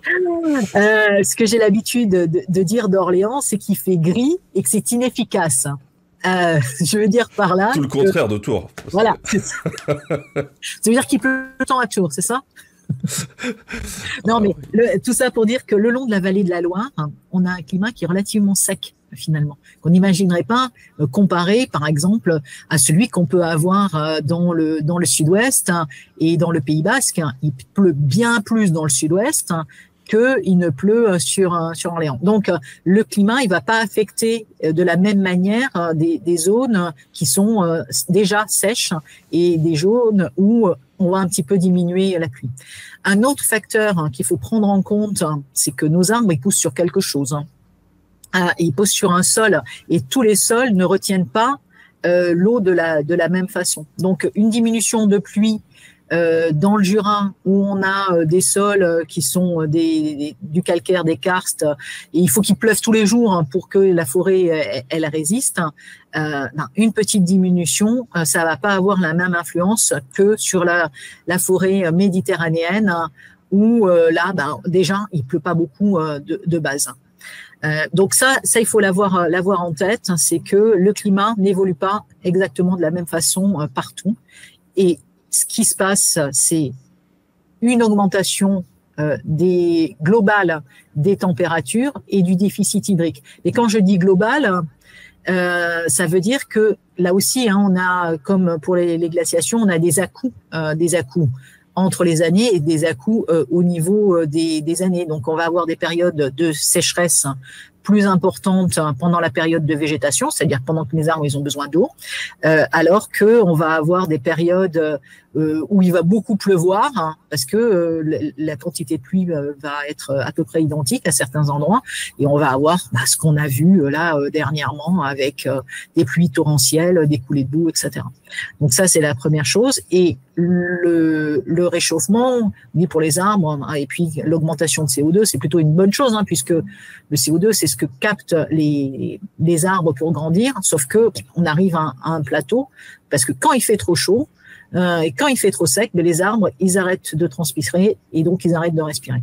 Donc, on a un blocage au niveau de la croissance des arbres. Et si ce blocage il est trop long, s'il n'y a plus assez d'eau, ils finissent par tout simplement par mourir. Oui, et puis enfin, moi j'ai l'impression en discutant, j'ai une maison avec quelques arbres, voilà, et malheureusement on a dû en faire couper certains parce que la personne qui gérait ces espaces verts me disait mais le fait est qu'aujourd'hui on a des épisodes donc de plus en plus intenses, comme tu le disais, de sécheresse ou de pluie, et surtout de plus en plus rapides, répétés. Donc les arbres n'ont pas le temps finalement de se remettre un petit peu de ça, et lui qui disait bah là il y a encore même 20 ou 30 ans, certains arbres, ils disaient bon, ok, ils ont un peu souffert l'année dernière, mais c'est bon, c'est solide. Il me disait bah là, je suis plus sûr de rien, et des arbres qui paraissaient solides, bah en fait, ils tombent quoi. Quand il y a les tempêtes, quoi, ils sont vraiment fragilisés, quoi. C'est vraiment la récurrence des événements. Tous les ans, on nous dit qu'on a vécu l'année la plus chaude. Et qui disent, ben oui, c'est tout. On a vécu, ou on peut le dire autrement. 2023 a été l'année la plus fraîche des prochaines années. Donc les arbres, ils doivent résister, essayer de pas mourir entre guillemets, et tous les ans, ça se répète. Donc, il n'y a plus de possibilité de souffler. C'est comme un boxeur, en fait, qui reçoit des coups régulièrement, et au bout d'un moment, il a plus le temps de respirer, il a plus le temps de mettre en réserve. 2021 a été une année bénite pour les forestiers. Il n'y a plus durant l'été. Enfin, ça a été un été normal, en fait. Donc tout le monde n'a pas fait beau, etc. Mais ça a été un été normal. Et ça, cette récurrence, comme tu le dis, c'est vraiment quelque chose qui affecte énormément nos forêts. Et alors le risque, si on fait rien, c'est quoi? C'est que du coup il y ait moins d'arbres, moins de surface forestière, et donc c'est un peu le serpent qui se mord la queue. On capte moins de CO2. En fait, bon. Il y a des espèces qui vont à certains endroits pouvoir tenir, et il va ce qu'on dit grosso modo, c'est que dans 30 ans il y aura 30% de la forêt qui sera vulnérable. D'accord ? À l'intérieur des massifs forestiers, sur une parcelle, tous les arbres réagissent pas aussi de la même façon. Donc dit que grosso modo il y a pour 50% des surfaces, on va continuer ce qu'on fait classiquement, c'est de la régénération naturelle. Et puis, comme on l'a vu dans les travaux d'Antoine Kremer, il y a une possibilité d'évolution qui est assez rapide. Et donc, la génération qui est là sous forme de glands et de jeunes semis, elle est très certainement mieux adaptée que la génération précédente. Et donc ça, on va jouer là-dessus. Après, une deuxième solution qu'on envisage, c'est les forêts, elles sont pas uniformes. Il n'y a pas que du chêne, il n'y a pas que du hêtre, mais il y a aussi d'autres espèces qui, elles, sont plus résistantes, plus résilientes face au changement climatique, et qui sont déjà présentes dans nos forêts. Donc, on va les favoriser. Donc ça va être le travail du sylviculteur, qui va transformer les pourcentages. Au lieu d'avoir 80% de chêne et puis un peu d'alisier, de merisier, de chêne, puis un autre chêne plus thermophile, chêne pubescent, il va augmenter ces pourcentages-là d'érables qui vont, eux, mieux supporter le climat. Donc, on reste avec les mêmes choses. Et puis, une autre possibilité, eh bien, ça va être de jouer au jet, finalement. On a dit que le jet, il avait transporté les graines. Eh bien, on va faire la même chose. Pour le coup, on va prendre les voitures, comme tu disais. Et là, c'est les forestiers de l'ONF qui le font ? Tout à fait. Les forestiers de l'ONF s'en chargent, dans le sens où à la fois en recherche et développement, on va identifier les espèces et les provenances qui sont les plus aptes à résister à la sécheresse, au déficit hydrique. Donc ça, c'est quelque chose qu'on fait, et on les identifie, et on travaille ça à l'échelle européenne, dans des projets européens. Et on va aller, une fois que ces ressources sont identifiées, les récolter. Donc là, l'ONF le fait aussi, puisqu'on a un réseau graines et plants qui va aller les récolter en forêt, ces graines. Et puis, on va les élever et les planter. Donc, on va faire de la migration assistée, puisque c'est l'homme qui va introduire ces nouvelles espèces que l'on trouve soit en France, soit mais dans les zones refuges dont on a parlé en Espagne, en Italie ou dans les Balkans. Et puis on peut aussi aller chercher des choses ailleurs. On prend un risque un peu plus important là, parce que on ne sait pas comment elles vont coévoluer avec nos insectes, avec nos animaux, et introduire des espèces qui viennent de l'autre côté de la mer Méditerranée ou de l'autre côté de l'océan Atlantique, par exemple. Donc là, on est un plus sur une sorte de pari, parce qu'on ne sait pas trop comment ça va réagir, quoi. Non, on ne sait pas, et donc c'est pour ça qu'on fait de l'expérimentation, en fait. C'est important d'expérimenter et de suivre, de tracer, d'avoir des archives, l'histoire de nos forêts, c'est vraiment essentiel. Et donc, ce que l'on met en place, c'est des plantations, soit sous forme d'isoles d'avenir, soit des petits bouquets à l'intérieur de nos forêts. Et on sait quelles sont les espèces et on va aller voir comment elles survivent et on va aller voir comment elles grandissent. Et puis le forestier il va apprendre aussi à faire de la sylviculture avec ces espèces-là. Et puis derrière, toute la chaîne économique aussi va apprendre à utiliser ces bois qu'on n'utilisait pas beaucoup jusqu'à présent. Donc, c'est tout un changement de toute la filière forestière que ces changements climatiques impactent.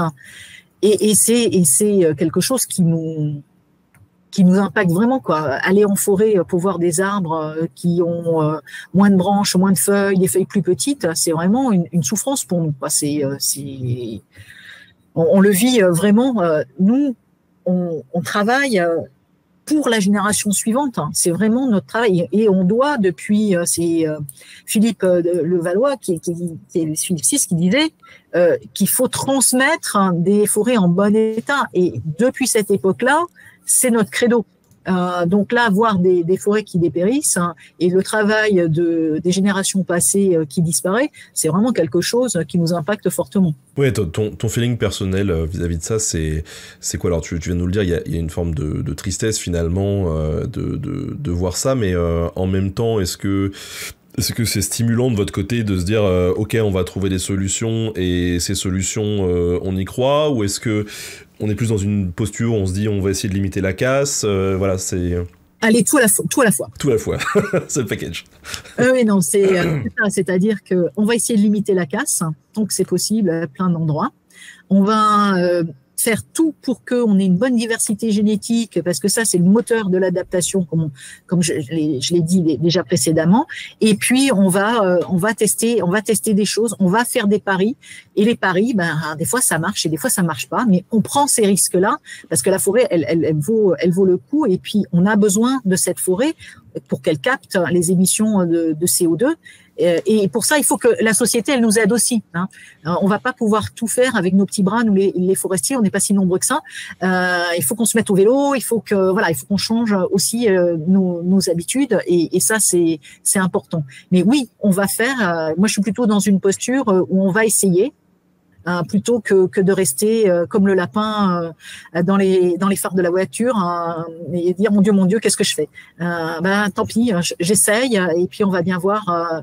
Je sais qu'il y a des choses, je vais me rater, c'est évident. Mais tant pis, j'aurais essayé et je vais tracer. Et ça marche pas. Parce que ça, c'est important aussi à dire et le dire à tout le monde. Ça marche pas. C'est pas une bonne solution.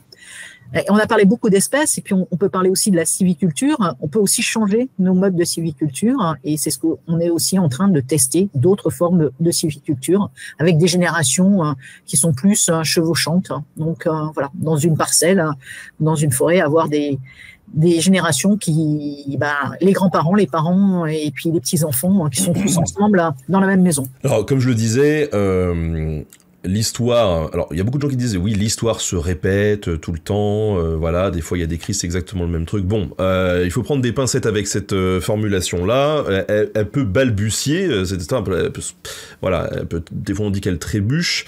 En tout cas, les situations auxquelles on est confronté aujourd'hui ne sont absolument pas les mêmes que celles qu'on a connues avant. Il peut y avoir des éléments de similitude, et c'est ça qui est intéressant avec l'histoire, c'est qu'en étudiant le passé, comme je le disais tout à l'heure, on peut avoir quelques pistes de réflexion qui vont nous orienter dans un sens pour éviter de faire, de tenter des trucs qui peut-être auront un peu plus de succès. Mais c'est pas en analysant une crise passée qu'on va avoir toutes les solutions pour une crise présente où forcément il n'y a pas les mêmes enjeux.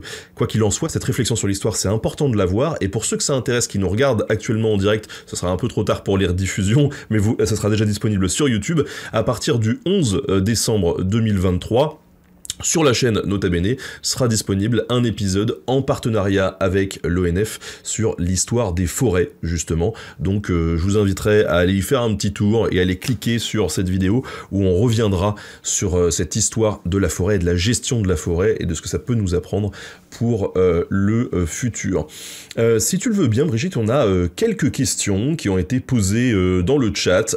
Ça part un peu dans tous les sens, mais voilà, tu sais tant mieux, tu sais pas tant pis. Et puis voilà.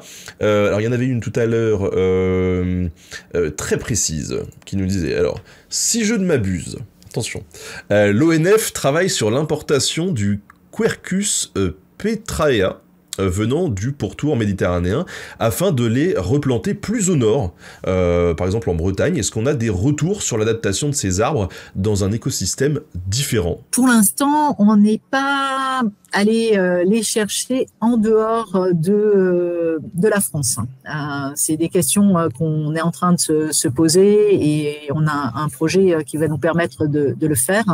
Ce que l'on a fait il y a une dizaine d'années, on a identifié des peuplements de chênes qui étaient dans des conditions de stress hydrique, qui pouvaient être d'ailleurs équivalentes à celles de l'Espagne, parce que une espèce, c'est un peu comme nous, on aime bien vivre dans les meilleures conditions possibles. Donc, si je vais dans le sud de l'Espagne, je vais essayer quand même d'avoir des conditions à peu près agréables à vivre. Et donc, les arbres ont tendance à monter en altitude pour avoir un peu plus d'eau, un peu plus de fraîcheur, etc. Donc, il faut pas imaginer que parce qu'on est en Espagne, on a des conditions caniculaires et de sécheresse tout le temps. Partout, c'est pas vrai non plus. Donc, ces arbres, on a identifié des peuplements, par exemple un à côté de Manosque, à Vachères, et en effet, on les a fait migrer dans le nord de la France et en Bretagne. Et oui, on a quelques résultats, et ce que l'on voit pour l'instant, c'est qu'on n'a pas de problème de croissance sur ces arbres, même si on a eu des petits soucis au niveau de notre expérimentation, mais c'est plutôt quelque chose où on a des bons résultats. Sachant que le chêne est une espèce qui réagit très bien en fait à ces migrations-là.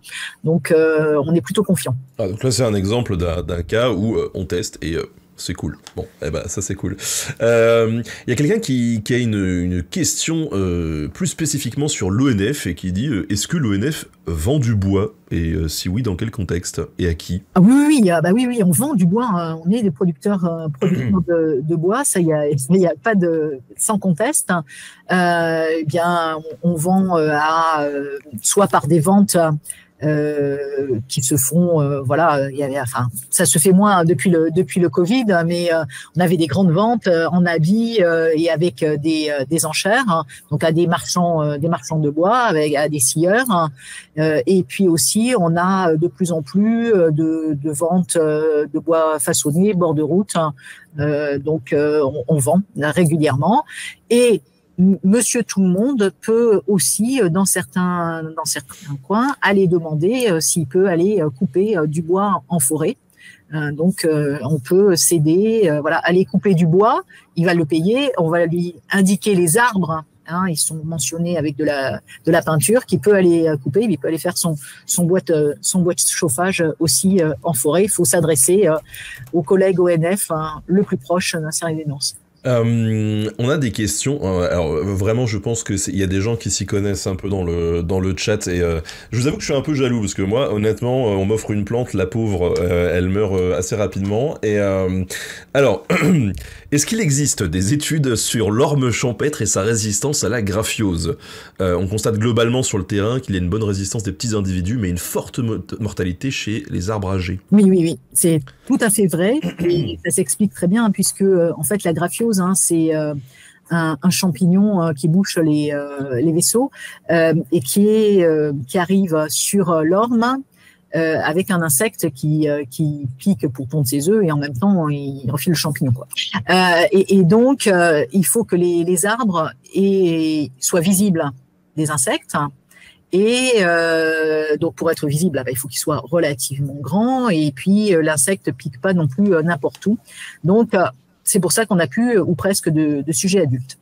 Il y a un gros travail qui a été fait il y a maintenant une dizaine, 10-15 ans par un collègue à l'INRAE, enfin à l'époque c'était pas l'INRAE, qui s'appelait Éric Collin, pour regarder justement ces résistances à la graphiose. Et on a des arbres qui sont plus ou moins sensibles, mais complètement résistants. On n'a pas trouvé. À tel point qu'il y a eu un programme, en fait, qui a été mis au point d'hybridation entre des ormes japonais et des ormes français, qui a créé l'hybride Lutèce. C'est Jean Pinon qui avait travaillé à l'INRAE sur ce sujet-là. Et c'est pour ça que vous revoyez des ormes en ville actuellement qui sont plantés, le Lutèce. Voilà.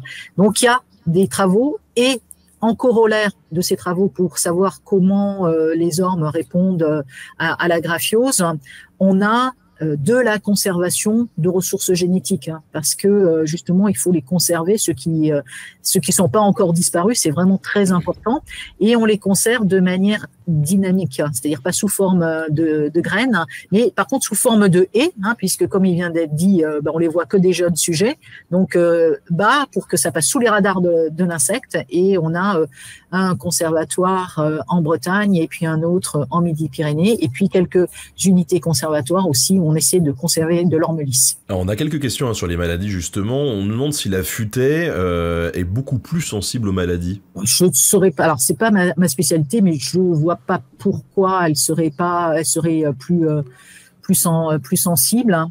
Donc voilà. Surtout que, on a toutes les générations finalement dans une forêt.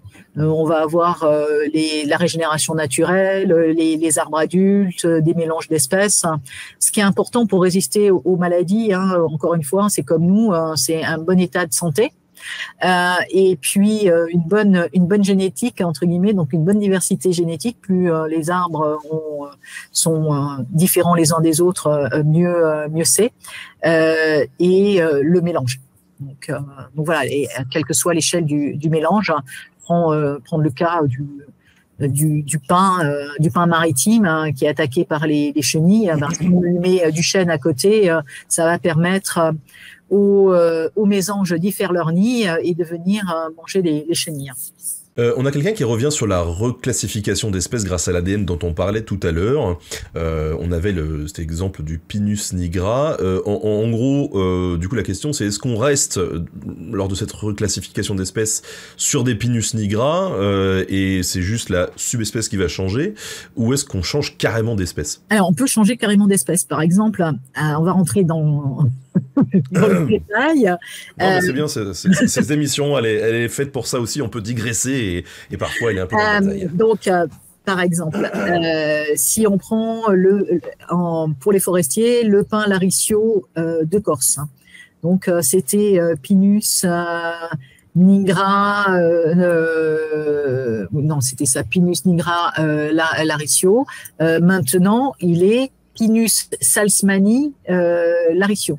Donc on a changé d'espèce, c'est-à-dire qu'il est plus près du pin de Salzmann qu'on trouve dans l'Écosse que du reste de pin noir. Donc on peut changer complètement le nom. Alors, je pense que je me suis pas trompée dans le sens, mais voilà, il y a quelque chose comme ça et on a changé de nom. Alors par contre en forêt, il faut du temps, c'est pas encore bien pris dans les usages et on continue à parler du pin laricio de Corse en l'occurrence. Alors encore 2-3 questions. Alors il va falloir que tu traduises pour moi aussi. Est-ce que vous travaillez avec les PNR? Je ne sais pas ce que c'est du coup. C'est les parcs nationaux régionaux. Ah mais oui, je sais ce que sont les PNR. Ok. je suis juste pas aligné. Bien sûr qu'on travaille. Il y a de la forêt et de la gestion forestière et on a des collègues ONF qui travaillent au sein des PNR. Et on va y travailler, je pense là encore plus avec un projet qui est en train de se mettre en place, soutenu par l'État, de conservation de ressources génétiques méridionales. Et on va les solliciter parce qu'ils connaissent très bien le territoire pour nous aider à identifier ces ressources dans le futur et pour les conserver. Question un peu perso, du coup, il y a des gens qui demandent ton avis, même plusieurs personnes qui demandent ton avis sur les divers grands projets de reforestation intensive, comme la Grande Muraille Verte en Afrique, par exemple. Là, on arrive, on plante à des endroits où il y a plus d'arbres, plus beaucoup de sol, plus beaucoup d'eau.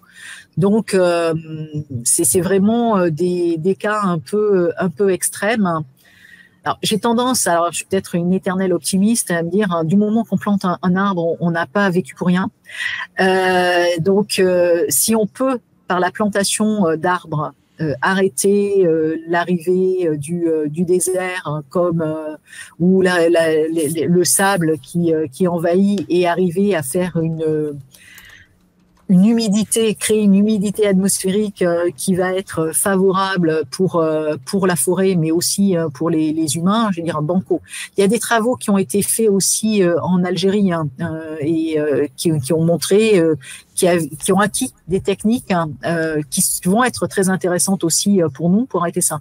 C'est un peu, à toute proportion gardée, ce qu'on a pu faire au 19e siècle, qu'on a replanté en montagne, quand on a planté dans les Landes, on a arrêté le sable, et ça a marché. Alors, on n'est plus dans les mêmes conditions, ça va être d'autant plus difficile, il va falloir d'autant plus d'efforts maintenant à cause du climat dans lequel on est, mais c'est des techniques qui ont fonctionné. Par contre, il faut de l'énergie et il faut de la volonté. Ah, pareil, question un peu précise et plus histo, du coup, donc tu me diras si tu le sais ou pas, mais quelqu'un qui nous dit: je me rappelle qu'il existe une tradition de planter un arbre pour la naissance d'un enfant, dans le Jura par exemple. Est-ce que tu sais depuis quand ça se fait? Alors, je sais pas depuis quand ça se fait, mais en effet, et je dois avouer que j'ai 3 enfants et il y a 3 arbres chez moi. Ça, je trouve ça génial. Voilà, et qu'elles ont toutes les 3. Et oui, et on a même eu des associations avec. Ça date parce que je m'en souviens de l'âge de mes enfants, donc voilà. Avec Gigos, il y avait de superbes. Enfin voilà, on a planté et on continue avec du mécénat à planter des arbres pour les enfants. Mais de quand ça date, cette belle tradition, je n'en ai strictement aucune idée. Gigos, pour ceux qui nous écoutent et qui n'ont pas d'enfants, qui est une marque, notamment de lait pour enfants. Les papas, les mamans connaissent bien ça, mais voilà. En tout cas, c'est peut-être on n'a pas tous un jardin pour planter des arbres à la naissance des gosses, mais la démarche est intéressante dans le sens où peut-être que c'est ça aussi la solution. Comme tu le disais tout à l'heure, on a du mal à composer avec le climat. C'est plutôt le rapport à la météo, le rapport immédiat finalement qui marque les hommes avec un grand H, les humains. Et peut-être que se réapproprier cette nature, se réapproprier cette forêt, c'est un moyen d'être un peu plus sensibilisé à ce réchauffement climatique. Oui, je pense que aller en forêt, pour moi en tout cas c'est essentiel, mais on voit des choses qui se développent et on dit c'est vrai que quand on va en forêt généralement on est bien, ça apaise, et d'aller planter un arbre soi-même, de faire cette démarche là, on s'approprie aussi le geste, on comprend le travail du forestier et on va y faire attention parce que c'est nous qui l'avons fait, et donc ça, faire attention à la forêt, faire attention à ses gestes, faire attention quand on a fait, je pense que c'est beaucoup plus puissant, c'est beaucoup plus important que lorsqu'on regarde les autres faire. On approche de la fin de cette émission et la tradition m'oblige aussi à te demander si tu aurais pas des conseils bibliographiques, du documentaire, pourquoi pas un film que tu as vu, qui t'a marqué et qui pourrait plaire aux gens qui nous écoutent et qui leur permettrait d'approfondir un petit peu les thématiques évoquées aujourd'hui? Alors, un livre qui m'a profondément marqué, c'est un livre de Jean Giono, hein, c'est L'homme qui plantait des arbres. Et il y a un très beau court-métrage dessus, en dessin vraiment, que je conseille d'aller voir. C'est pas très long, faites-vous plaisir. Ça, voilà, c'est magique. Autrement, il y a des ressources plus conventionnelles, entre guillemets, plus scientifiques. Moi, je vous conseille d'aller voir tout le travail que fait le RMT à force, avec des vidéos pour expliquer l'impact du changement climatique sur nos forêts, qu'est-ce que c'est que la migration assistée, qu'est-ce que c'est que les phénomènes d'embolie qu'ont les arbres. Donc, allez sur le site. Bien sûr, il y a le site de l'ONF où on a des choses.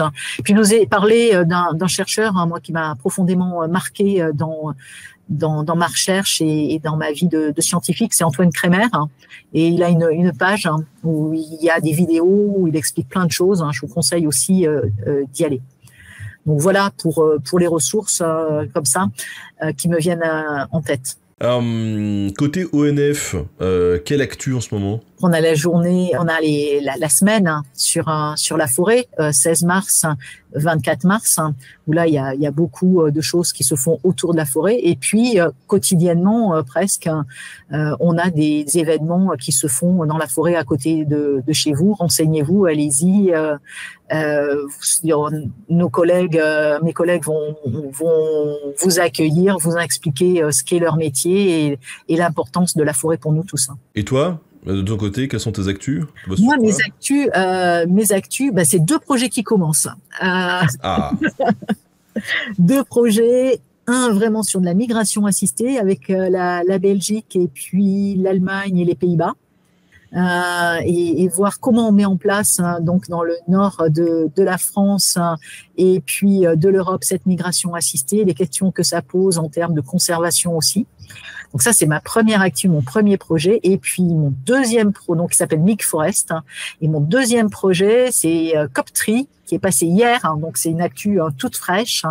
Et là, je vais aller de l'autre côté et je vais aller voir ce qui se passe en Espagne et au Portugal, et on va travailler avec les collègues encore sur ces questions d'adaptation de la forêt au changement climatique. Eh ben top. Est-ce que tu voulais rajouter peut-être un mot pour les personnes qui nous écoutent? Je dirais, allez en forêt, faites-vous plaisir, prenez le temps de marcher, d'écouter, de sentir.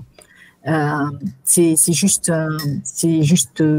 fantastique la forêt. Il faut qu'on la conserve tous et qu'on y fasse attention par nos gestes quotidiens. Merci pour ce temps que tu nous as accordé, Brigitte. Merci à toi. Et merci à l'ONF vraiment pour ce partenariat aujourd'hui à l'occasion de la Journée mondiale du climat. Je vous le rappelle aussi, je l'ai évoqué tout à l'heure, sur YouTube à partir du 11 décembre sur la chaîne Nota Bene sera disponible un petit reportage qu'on a fait sur l'histoire des forêts et sa gestion. Donc n'hésitez pas à aller y faire un petit tour et rendez-vous sur le site de l'ONF pour bien sûr en savoir plus.